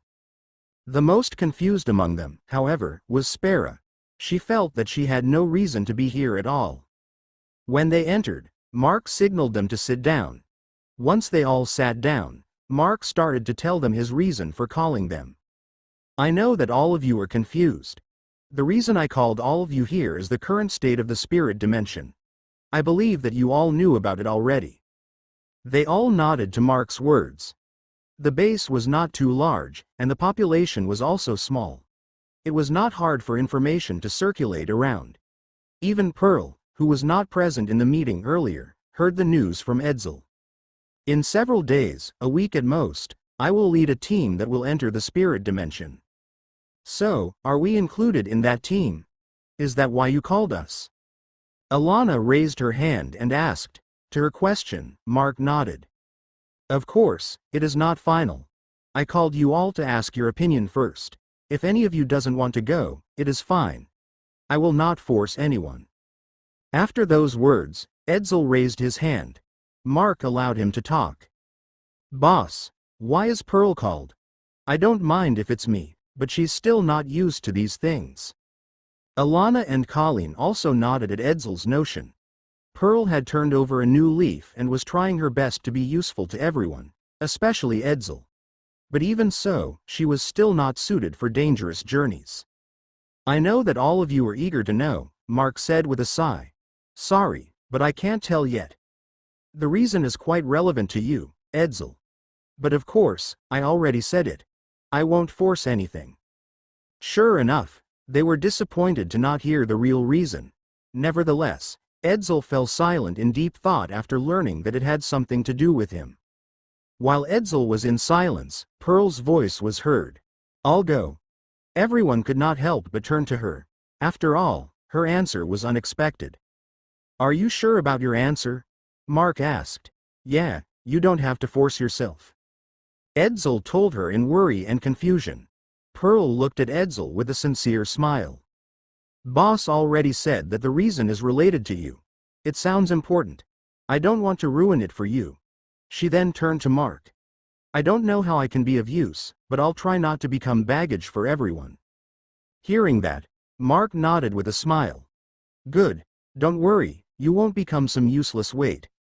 There is a lot of creatures in the spirit dimension that can become invisible or trick the eyes of their enemies. You being around to detect the vibrations coming from them will already be a good help. Mark then stood up. Also, here. He put crystals in front of Alana, Pearl, and Edsel. Like Huey's group, these three also received a physical crystal, each to become a mutator. Mizuki is one thing, but Pearl and Edsel, you two are still not that proficient in using your abilities. I don't really want to give you two a crystal too soon. However, we don't have much time. That is why you two needed to double your practice. Yes. Yes, boss. Pearl and Edsel accepted the crystal in front of them and replied. Alana, on the other hand, was also happy to receive hers. She could finally become a mutator without any risks. Mark, what about Spera? Colleen asked. She did not need a crystal since she was already a mutator, even though she was not able to control it entirely. It was surprising, however, that Spera did not receive one. Spera, of course, had no problems with it, and she did not really expect to get one. Mark then replied. I have another plan for her, so she will stay to speak with me alone later. His reply made them even more curious instead. So, Mizuki, Colleen, you two want to go? The two women looked at each other before turning to Mark with a straight nod. We don't really have a reason to not join. Don't try to ditch me on an isekai experience, will you? Colleen and Alana replied, respectively. Then, Alana followed with another question. Can't Hallie and Annalyn come with us? To her question, Mark shrugged. Annalyn is still new here. I can't make an exception for her. She's not directly under me either and is here as friends of you two. Though it doesn't really matter to me, I don't want to rift in the base because of envy. I don't think that anyone will voice it, but it will still bring an unpleasant taste to a lot of people here.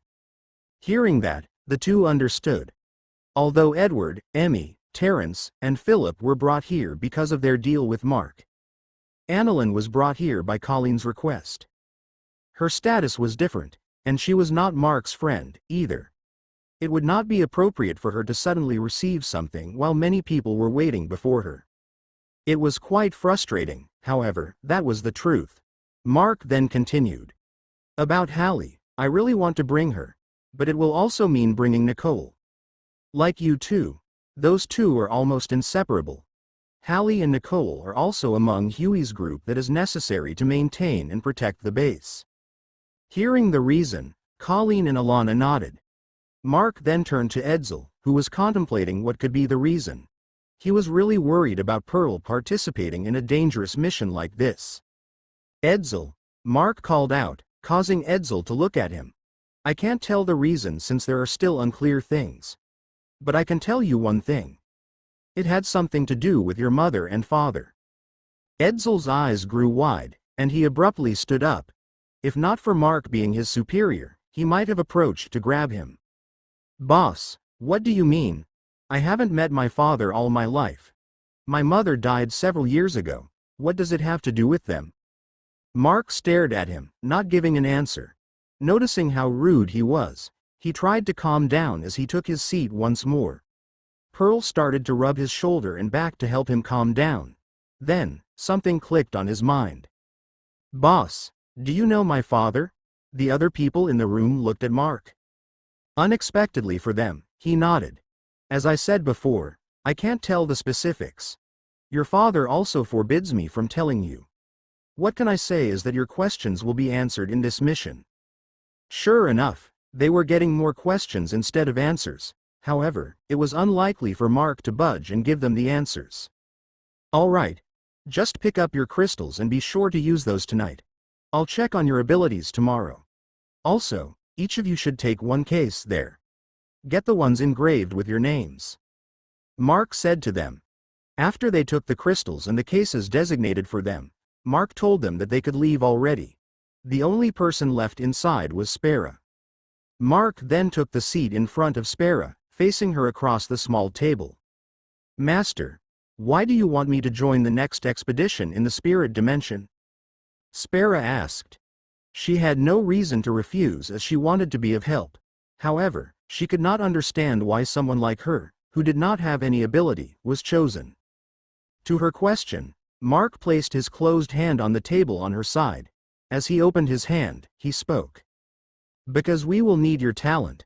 Mark's hand left two crystals in front of her. One of the crystal was the same as others in color, although the color and the glow of the orb inside was different. On the other hand, her eyes could not help but shake as she sensed the familiar energy from the other crystal with a deep violet color. Is this perchance? That is right. The ability to open portals and create tunnels through space. Mark said. It confirmed what she was feeling at the moment as she gazed at the crystal. Unexpectedly, she took her sight away from the crystal and turned to Mark. Master, isn't it better if you give it to someone else you can trust more? Mark was not surprised to receive that question. She had already given up having that power once more. Instead, she just wanted to continue her current life here. She felt that once this ability was returned to her, the trust and place she earned here would be in jeopardy. Rather than having something to be suspicious of, she chose to have none. To that attitude of hers, Mark nodded. That is why I'm returning this to you. You have proven yourself to be worthy of this power. You already earned your place here. Many people here like you. Even Mayor treats you like a younger sister. You don't have to be afraid of losing everything just because of this. But, no buts, Mark interjected. As I said, we need your talent. This ability isn't just something that can be used by everyone without aptitude. Do you know that you're even better at using this power than its previous owner? Spera started to lose the argument. Now that aptitude was brought into the topic, she would have no reason to reject it anymore. That was also when Mark dropped the bomb.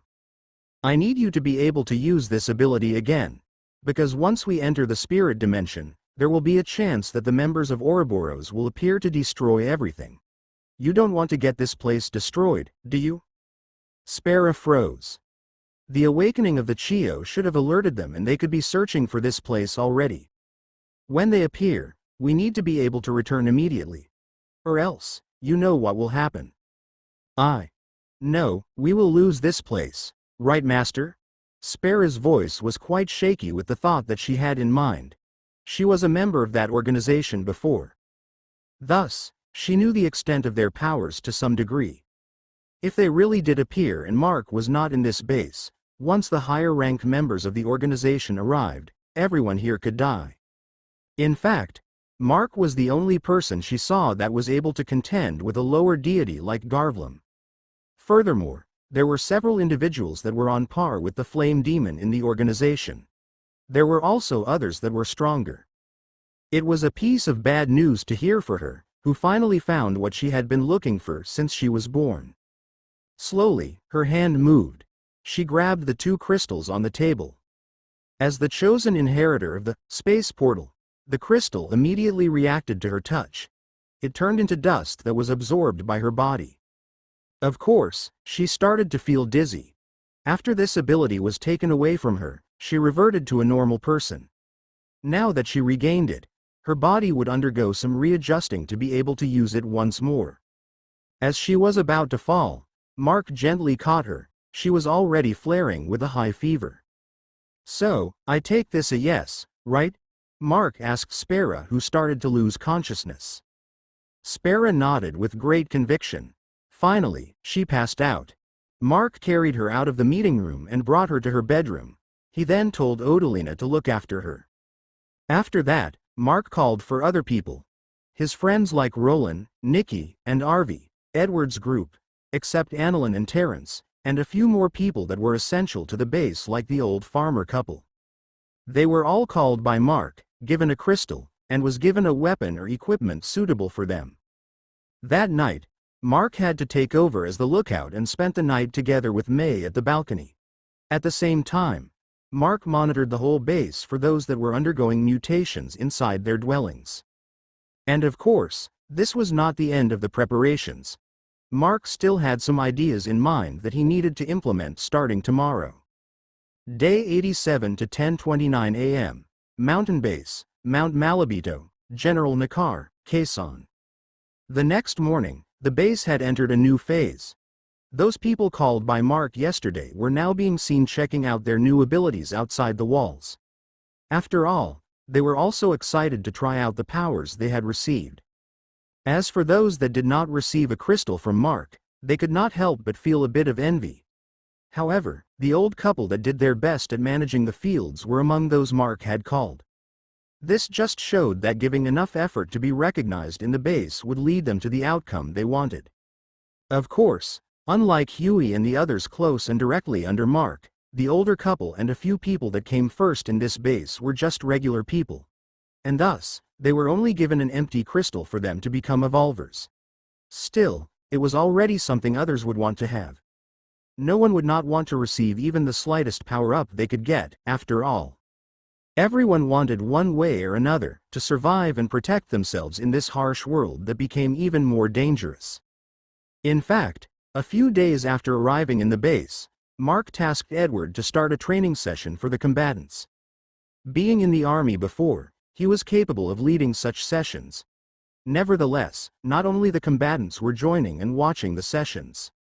The majority of people, even the slaves, were carefully learning fighting techniques, self-defense moves, and the strategies he learned when he was still in duty. That was the extent of how the people here did not want to go back to their previous lives. There was no need to tell them, and they were finding ways to get stronger by themselves. With this reasoning, the people in the base would surely work harder for Mark to recognize their efforts. Asterisk asterisk asterisk outside the base, Edward could be seen watching over the others as they tried out their new abilities. Since they needed to get used to their powers, the usual routine they had for this day was cancelled. Nevertheless, they did not want to waste their time. As such, their current training used the trees at the south of the base as targets. It was because those trees were planned to be cleared out in the future. It was hitting two birds with one stone. Of course, Hallie was an exception. If she did the same using her abilities, it was not hard to start a forest fire. She was currently on the side, getting used to her staff. The others were also trying out their abilities with the weapons and equipment they received. Huey was practicing with a needle launcher pistol in a strange shape. Being a support type, he could only attack within range. The strange shape of the pistol, however, was not because of the muzzle, but the ammunition. It had two needle compartments that would allow him to change ammo without needing to remove the magazine. Jolene was given another wakizashi. The new one looked cooler, however. It also had some movable parts that could make its blade either longer or wider. Trisha was given some sort of gunblade, being the all-rounder. Furthermore, it used the same ammunition as Huey's pistol. Nicole, on the other hand, was given a crossbow that could retract or contract its body. It was made to be useful in both short-range and long-range combat. Ed was given a pair of gauntlets and a transformable kite shield. The shield could be folded for easier movements and had a pile bunker to affix it on the ground when needed. Furthermore, the pile bunker could also be used to attack after flipping a lock and make the large nail fly towards the enemy. As for Ron, he had a quite larger crossbow that was specialized in long-range combat. Its bolts were also larger and came with different heads that could fit any occasion. To the other side, Colleen and Alana were also practicing with the pretty envious Annalyn watching them. The weapons Mark gave the two were improved versions of the weapons he gave them originally. Alana had some sort of pressure gauntlets that uses heavy springs to further enhance her already absurd punching power. The needle launcher around the brace of the gauntlets was also improved. Not only that it could shoot farther and faster, but another kind of needle was added to the ammunition it could fire. It was called tracker needles as the needle was made with glowing blood metal. The needle was shaped strangely, in order not to sink on the body of the target. This needle was very useful in the dark as it would glow brightly, indicating where the enemy was. Colleen's retracting knife also had improvements. Now, not only that the blade could be retracted, it could even be shot towards the enemy when needed. Then, it could be pulled back, with a string of blood metal attached to the handle and the blade. Pearl and Edsel were practicing on their own. Edsel was teaching Pearl the basics of what he learned from Mark, Colleen, Edward, and Alana.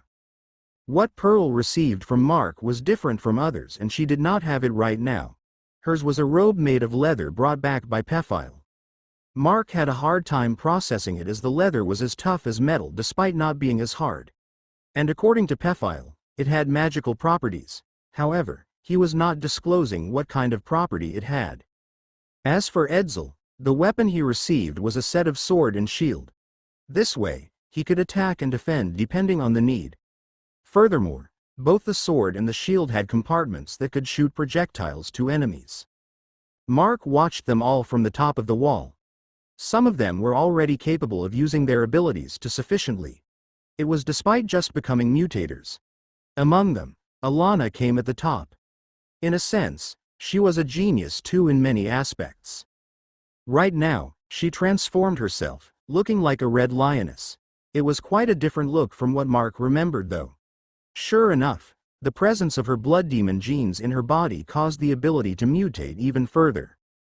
Ah! Alana's voice was heard in a disappointed tone as she released her transformation. Of course, it was not because of her transformation. Mark! She called with a wave. My nails are turning into claws when I transform. Can you fix the gauntlet so it will not block my claws? Mark scratched his head. He did not expect this. In fact, the mutation she had now looked very different from the previous owner. This ability came from the leader of the outlaws that chased Alana and Colleen's group when Mark saw them for the first time. For her claws to be hindered by the gauntlets, her claws surely were larger. He had no problems modifying the gauntlets and nodded. He should make this into gauntlets that could adjust its size a bit. Their training continued until before launch. Still, their enthusiasm had yet to go down. They would probably go on it till sunset. As for Mark, he went on other things after lunch. The first one was to mutate some of the blood children. There were still a number of those that retained their normal body structures among the blood children. Mark actually wanted them to mutate naturally like Crimson, Ivy, Salacia, Alaula, and Ruby. However, the situation called for the opposite.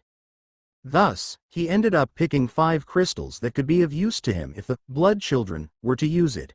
Of course, he would not be biased, let the blood children, if they want the crystal or not. Unexpectedly, children's brawl and tantrums for the crystals did not happen. Mark could sense them actually talking with each other through their connections on who would want the crystals. It was quite unexpected for Mark. Nevertheless, it made him smile.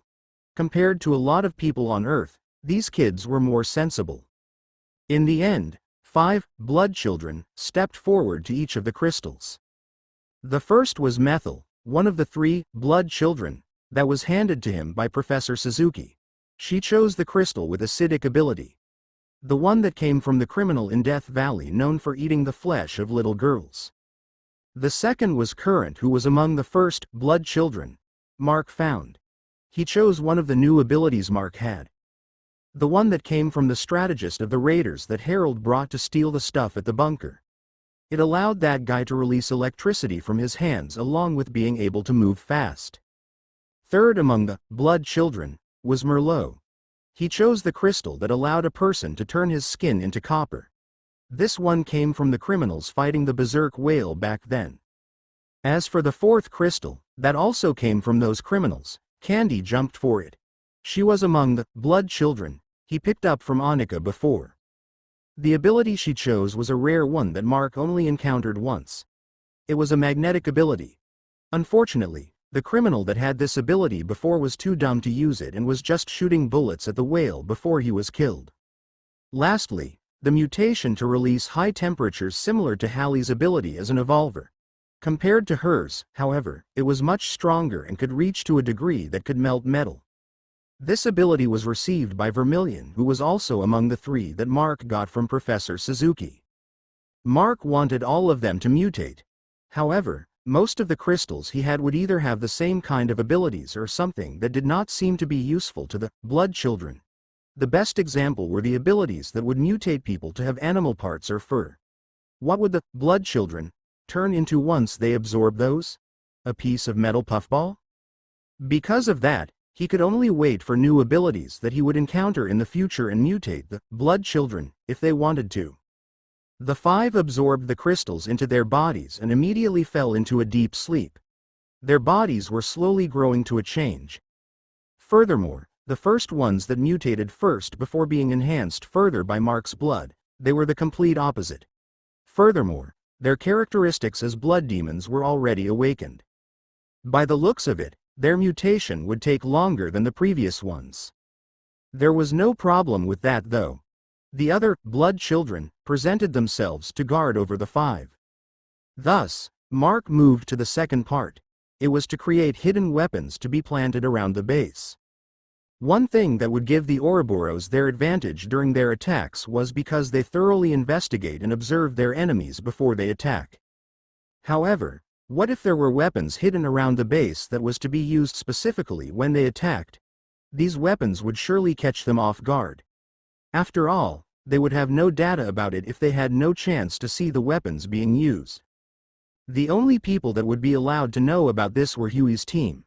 This way, even if the chance that the enemies used brainwashing or hypnotism to gather information, they would only know if they used it of their team. And to step it even further, the information and location about the hidden weapons would be separated among their team without any of them knowing. As such, the weapons Huey knew would be different from Jolene knew. It was the same for the 5. and they were forbidden to talk about the weapons to anyone, to avoid it from leaking. The only way for the Ouroboros to know all the details was to hypnotize all of Huey's team. And that would be hard to do, especially since Chio would be watching over the whole base. It was impossible for the spirit tree to not detect something wrong with the people living under it. Mark was not going to let his and his people's hard work fall into the enemy's hands. He would try to fix every hole. The enemy could enter the place, with the consequence of not being able to go back outside. And along with all those preparations, Mark finalized his team. He proceeded to make weapons and armor for them. He also taught the newly mutated blood children on how to turn themselves into armor and weapons if needed. The days passed by with Mark busying himself too much that the others were being worried about him. Because of that, however, he managed to ready his team and his base for their departure. A week later, after all the busy days that Mark had been through, they were finally stepping into the spirit dimension. Day 93 to 8:35 a.m. Mountain Base, Mount Malabito, General Nakar, Quezon. Marking the arrival of the 4th month of the apocalypse, everyone gathered around the night-evered spirit tree. Of course, even though knowing that everyone here managed to stay alive in the 4 months that the world they knew collapsed, they were not here to celebrate. All of them gathered to bid farewell and best wishes for Mark's team that would enter an even more dangerous world. The people here had already been accustomed to the miracles that occurred in the base. Thus, they did not question the existence of the spirit dimension and wanted a glimpse of it. However, after hearing the current state of the spirit world to those that knew, their eagerness turned into worry. The mortal world became enveloped in chaos, and it was already deadly for everyone.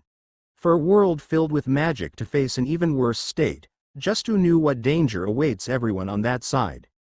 Unfortunately, investigating that side was also crucial to the future of mankind. Mutagen managed to slip into the spirit dimension and cause chaos. The opposite was not impossible to happen. In the least, if the investigation succeeded, they would have an advantage against any possible encounter against the infected that came from that side. Soon, it became noisy.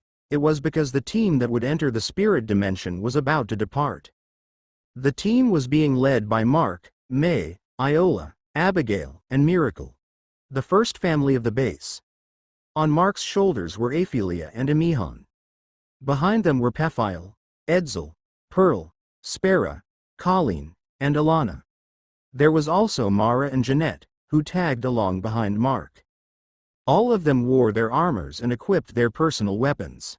There were also 2 large creatures behind, as both Chaflar and Giffer were present to serve as transportation and supply carrier for everyone. Logan also tagged along, as Aphelia would not be able to control the mutated infected while she was in the other dimension. On the back of Chaflar, Termilio and his wives were present. If this was just a typical trip into the spirit dimension, they might be waving towards the people around. However, they could not do that, mainly because of Termilio and Felinia. That was all the members of the team, along with some of the blood children, that were all currently residing inside containers inside Mark's backpack. These were all the members that Mark decided to bring into the spirit dimension. He actually wanted several more people, however, considering how dangerous it could be, he decided to focus on the strength of the group, while minimizing the number as much as possible. There were also other reasons. For example, Odalina. Putting her 2 children into thoughts, Mark decided to let her stay at the base. As for his male friends, they had their wives and children here. They could also help with the construction and expansion. Thus, he could not pick among them who could go. And thus, he decided on this lineup. Drowned by the noise of the people around the wishing them a safe journey, everyone was enveloped by the blinding light. Even after they vanished from everyone's sight, the people stayed for a few more minutes before going back to their duties. Asterisk. Inside the ethereal night subspace, Mark stood in front while everyone waited behind him. He was checking first if it was safe around Shio on the other side of the portal. Unfortunately, it was surely not 100% safe. Because of the barren land on the other side of the portal, it was easy to see the surroundings. Although the number of infected on the opposite side was little, many of them were near the spirit tree. If they entered carelessly, they would be spotted immediately. Then, the chance finally came. "Everyone ready?" Mark asked. Everyone, except the little girls and Jeanette, nodded in response. Of course, it would be a lie to say that they were not nervous. It was even more apparent to Mara and Pearl. Mark actually wanted to only bring Jeanette. However, Mara did not want her sister to go alone, which made Mark allow her to come. With Mark's signal, he jumped into the portal, and everyone else followed behind him. Entering another dimension, it gave everyone a bit of nauseating sensation. The only one that did not was Spera. Even with that sensation, Mark did not idle the moment he felt the feeling of stepping on the earth under his feet. He did not wait for everyone else to recover and kicked into a dash. He pulled Ignis from his scabbard and charged forward the nearby monsters. The first creature that fell from the sharp blade of Ignis was a black wolf-like creature. Mark could not sense a high concentration of magical energy from the creature, indicating that it could be nothing but an animal living in this dimension. It was infected without a doubt, though. Half of its body was already eaten and rotten. Mark then charged onto another animal that could not be recognized anymore but bloated of flesh with green-colored maggots. The largest one could be seen with its head protruded on a hole at the forehead of the animal. Seeing the maggots, Mark frowned. He immediately conjured a ball or black flame from his left hand and threw it at the animal without hesitation. The animal was just a normal magical creature. The maggots, however, were not ordinary at all. It made him remember about the insects that Mombabarangs would use to curse their targets. However, he could not be sure about it and would rather not confirm it. He could tell that those maggots were several times more dangerous than the animal itself. As he burned the animal, Mark almost cursed. SSCCRREE. The largest maggot released a screech before exploding.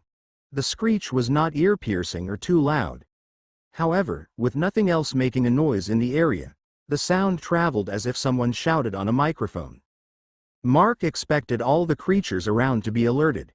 That was when he felt some fluctuation surrounding the area around him. When he looked behind him, he could see Amihan using her magic to seclude the sound as much as possible. Still, while the sound did not travel far, the use of Amihan's ability alerted the other infected nearby. The worst, the 8-feet-tall blob of flesh that was around since the time Chio awakened was still here. That was one of the infected that charged towards Amihan. However, it was not running. It was rolling its disgusting body down the slope. Even though the sound it gave as it rolled down was different, Mark could not help but hear an imaginary sound of flesh being squished in his mind. By this time, everyone had already recovered from the nauseous feeling they had. Seeing the enemies charging towards them, everyone jumped into action. With Aphelia's command, Gifford charged to stop the rolling blob of flesh. May took out the new sniper crossbow Mark made for her and aimed at the animals. As for the little girls, they stayed beside their mama to support and guard her and the others. Amihan, Tarimalio, Hephile, guide everyone else which one to fight. Avoid fighting those with high magical concentration up front and deal with them from far away. Mark commanded, which they immediately followed. The infected animals and insects were fine to fight. However, those with a high magical concentration in their bodies could be considered as walking bombs. No one knew what they could do in order to attack. The best way to face them was to be cautious. With Mark's order in effect, the incoming enemies were properly dealt with. "Master, Giffer is having a hard time," Aphelia called out in a hurry. Everyone then saw Giffer struggling. Not because the infected that looked like a blob of flesh was physically strong. The reason was after Giffer tried to grab the infected, its hands sunk into its body as if it was trying to devour him. The body of the infected was solid by looks, but it seemed to be actually semi-liquid. May and Colleen shot the blob to no avail. Even their poisoned ammunition was not working. Hearing Aphelia's call, Mark immediately charged to help. Black flames covered the blade of Ignis as Mark slashed the blob open. There was no resistance at all and it felt like Mark tried to cut water. Furthermore, the black flames on the blade that could not be put out easily were actually extinguished. Fortunately, It seemed that the slash also had an effect as the part Mark slashed remained deformed. "Make Giffer retreat," Mark shouted, which Aphelia immediately complied with. Giffer pulled its arm out of the blob's body. Because of the strong and thick scales of Giffer, he was basically unharmed. However, if one was to look closely, the surface of his scales looked scratched and melted a bit. There was no doubt that the body of this thing was not just normally corrosive but magically. As Giffer retreated, the blob's target changed to the closest person, and that was Mark. It rolled towards Mark, although a bit slower since he was on the higher part of the slope. In response to its charge, Mark tried to find its head. However, he could not find it as the infected was rolled into a massive blob of liquid flesh. Without a choice, Mark created a ball of miasma on his hand and threw it at the enemy. The ball of miasma exploded and covered the whole body of the infected. Being covered by black smoke, the infected blob started to shrink. Sure enough, the magical energy that composed most of its body started to get drained. Finally, among the miasma, Mark managed to pinpoint where was its head. With a flash of the black flame-covered blade of Ignis, the infected enemy lost its life. As he dispersed the miasma, everyone was finally able to see its true body. "It's a Berberoka, isn't it?" Mark voiced, in which Paphiel affirmed. The beheaded creature, although mutated, had the same appearance and body structure to the illustrations Mark saw before. Normally, a Berberoka's body looked either a tall and fat mudman or had an entire body made of water. And this one mutated to have flesh, which was unnerving. Its stench was bad too. With the fall of the Berberoka, the last of the infected in the near vicinity was dealt with. It was bad for the heart of almost everyone. The moment they arrived, they landed with a nauseous feeling. Before they could even recover properly, a number of disgusting infected were already charging towards them. Now that there was no danger anymore, everyone could finally take a breather and look at the environment. Sure enough, Paphiel, Teremalio, and Felinia did not feel well while looking at the surroundings. Not only the three, but the others also felt unsettled. After all, the appearance of the place was no different from the landscape of the base. It was just the whole place was dead with only the spirit tree remaining alive. If the base fell, would it also become like this? That was what entered their minds, and sure enough, it was not an impossible thing to happen. But if everything here is like this, how is Chio able to survive? Colleen asked while patting the large tree. To her question, Mark said the answer that came to his head.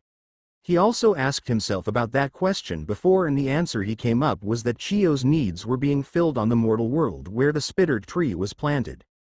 So, where are we going next? Mark turned to Paphiel, Teremalio, and Felinia and asked while he tried to see if they could take the ability of the Berberoka into a crystal. The three looked at each other and nodded.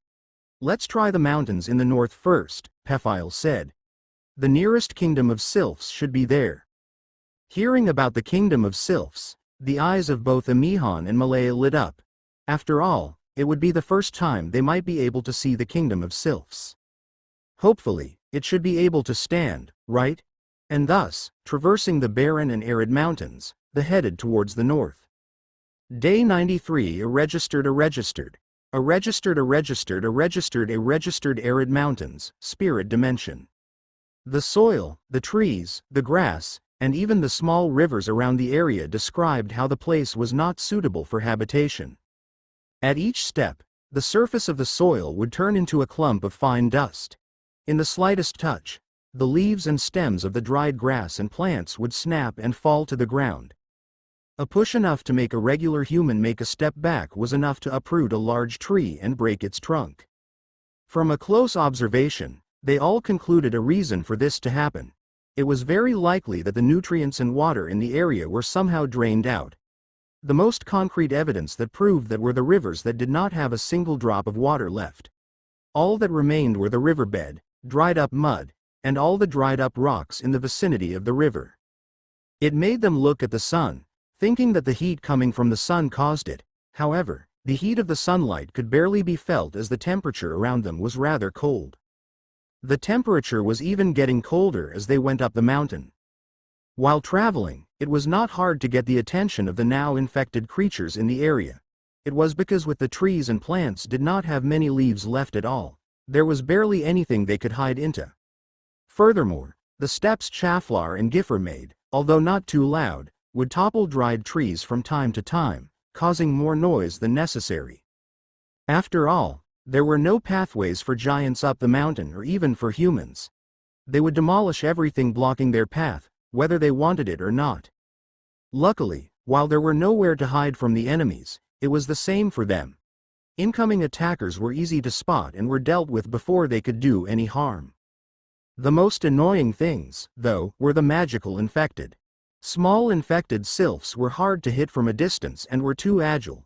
After 2 to 3 missed shots from their crossbow, one could already be flying on their faces trying to bite a nip of their flesh off. Although it was hard to say if the bites from their small mouths could really infect others, Mark's team would not dare try it even once. There were also a few infected duendes running around the dried grass and bushes. It would have been hard to find them if the area is still the same lush forested mountain. However, now that almost everything was dyed with a brown or gray color, their differently colored clothes stood out. The duendes and sylphs were not the most common, but there were surely a lot of them lurking around. Some animals, insects, and birds looked similar to their mortal world counterparts. The differences though varied. Like swallows with gold-colored wings and tails, four-horned ladybugs, or wild saber-toothed cats.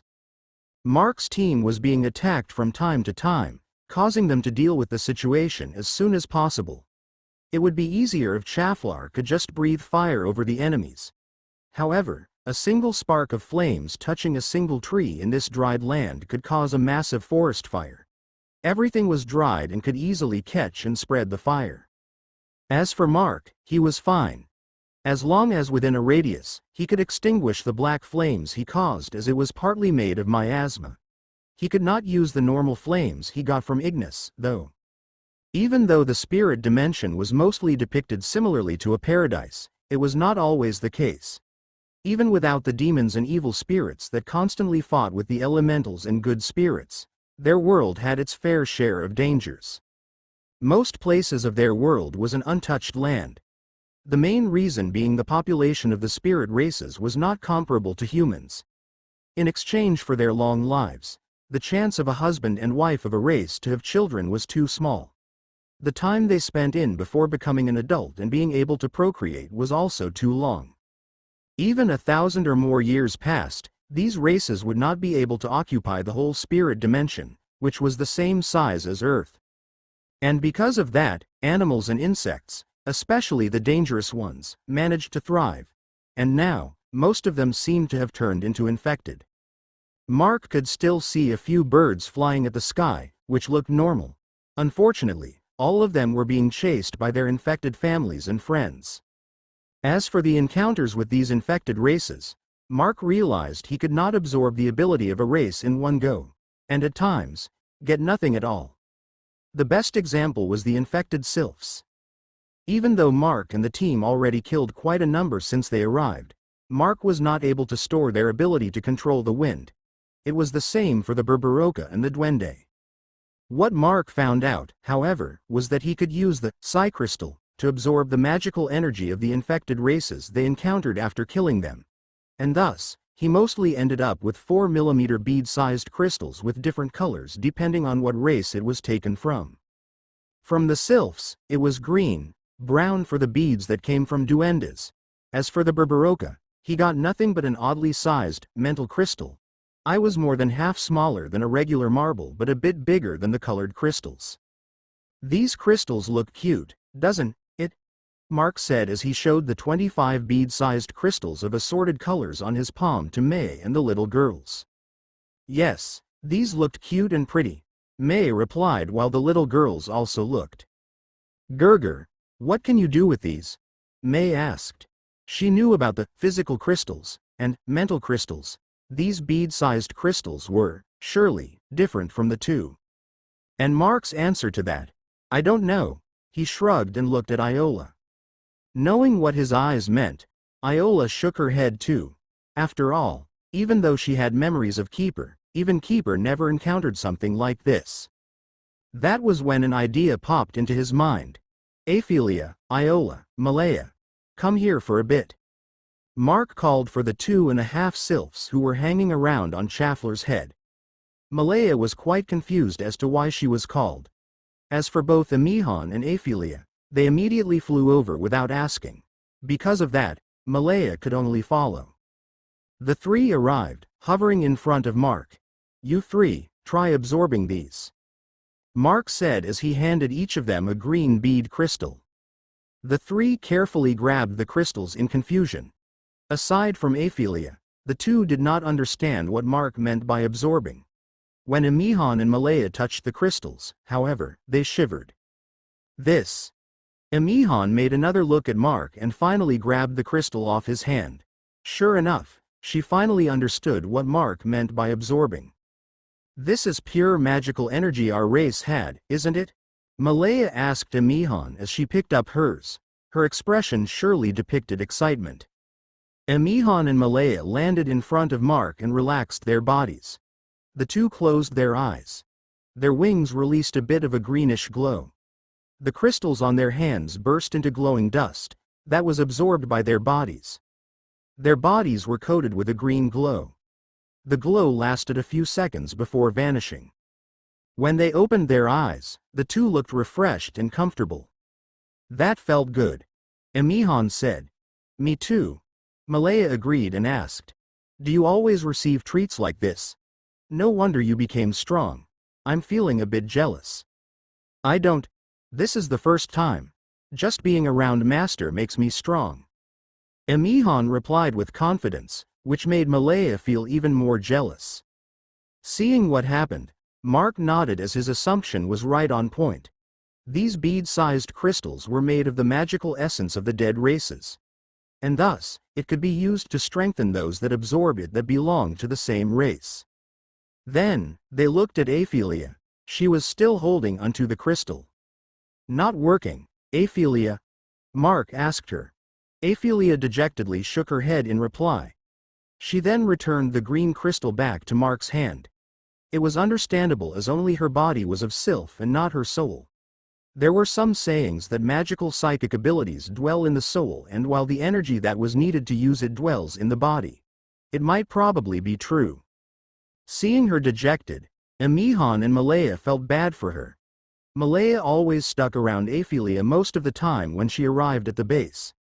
At some of those instances, she would drag Amihan with her. They saw how Aphelia was training her psychic powers secretly so that she could be more of use to Mark. After all, she already used up all her slots to control the infected with Giffer and Logan alone. With only a bit of space left, she wanted to improve more so that she could control more infected.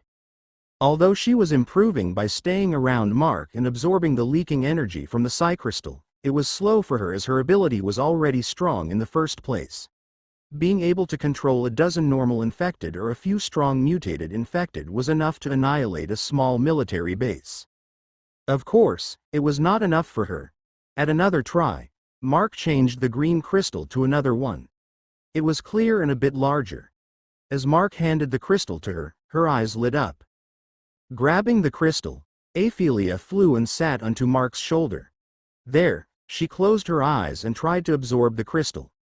Different from Amihan and Malaya, the crystal started to glow a bit instead of her wings or body. Furthermore, it took longer for her, about 4 minutes.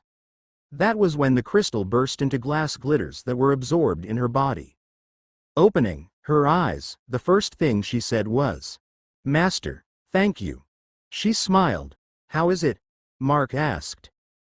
"It is not much, but I can probably control another 2 or 3 regular infected." "That's good." Mark patted her head, just like how Freed did when he praised her back in Arielis. This made Aphelia a bit teary-eyed, but the loyal maid held it in with pride. Mark, on the other hand, was quite excited.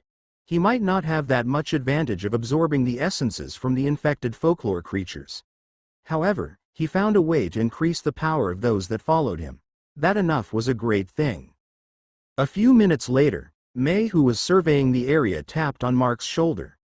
They were already at the altitude that allowed them to see the foot of the mountain to the south where the Agos River should be. "Gerger, look," she said with urgency. Mark looked at the foot of the mountain and frowned. There, he could see the transition of the dried barren land unto a fertile lush forest, just before the wide river. They were not able to see it before, as even though the trees were already dried and many had fallen because of the wind, they were still deep within the forest filled with thousands of years-old trees. Mark and May also kept flying to a minimum to protect everyone below from unexpected attacks. Seeing the scene at the foot of the mountain, Mark realized that not all of the spirit dimension was turned into something like a mountain desert. And by the looks of it, they were actually heading towards the center of this barren place. With those in mind, they continued halfway up the mountain. There was no need to climb up to the peak as they only needed to reach the other side. And there, they witnessed. "Pephile, that is not the kingdom, right?" Mark asked Pephile with a frown, and the latter's reply. "Unfortunately, it is." Pephile was also in dismay. From what they heard from Pephile, it was a forest kingdom filled with large trees inhabited by sylphs. A beautiful paradise filled with greeneries and flowers centered on their wind drizzle spirit tree. But that was not what they were currently looking at. What they were seeing was a colony of pulsating flesh draped over a dried forest like a blanket. It was all centered on a majestically shaped giant tree that was all dried up. Of course, there were still remnants of its previous inhabitants. Like buzzing flies, sylphs were everywhere. Of course, they were literally behaving like flies as they land on the pulsating flesh from time to time, taking a bite before flying again.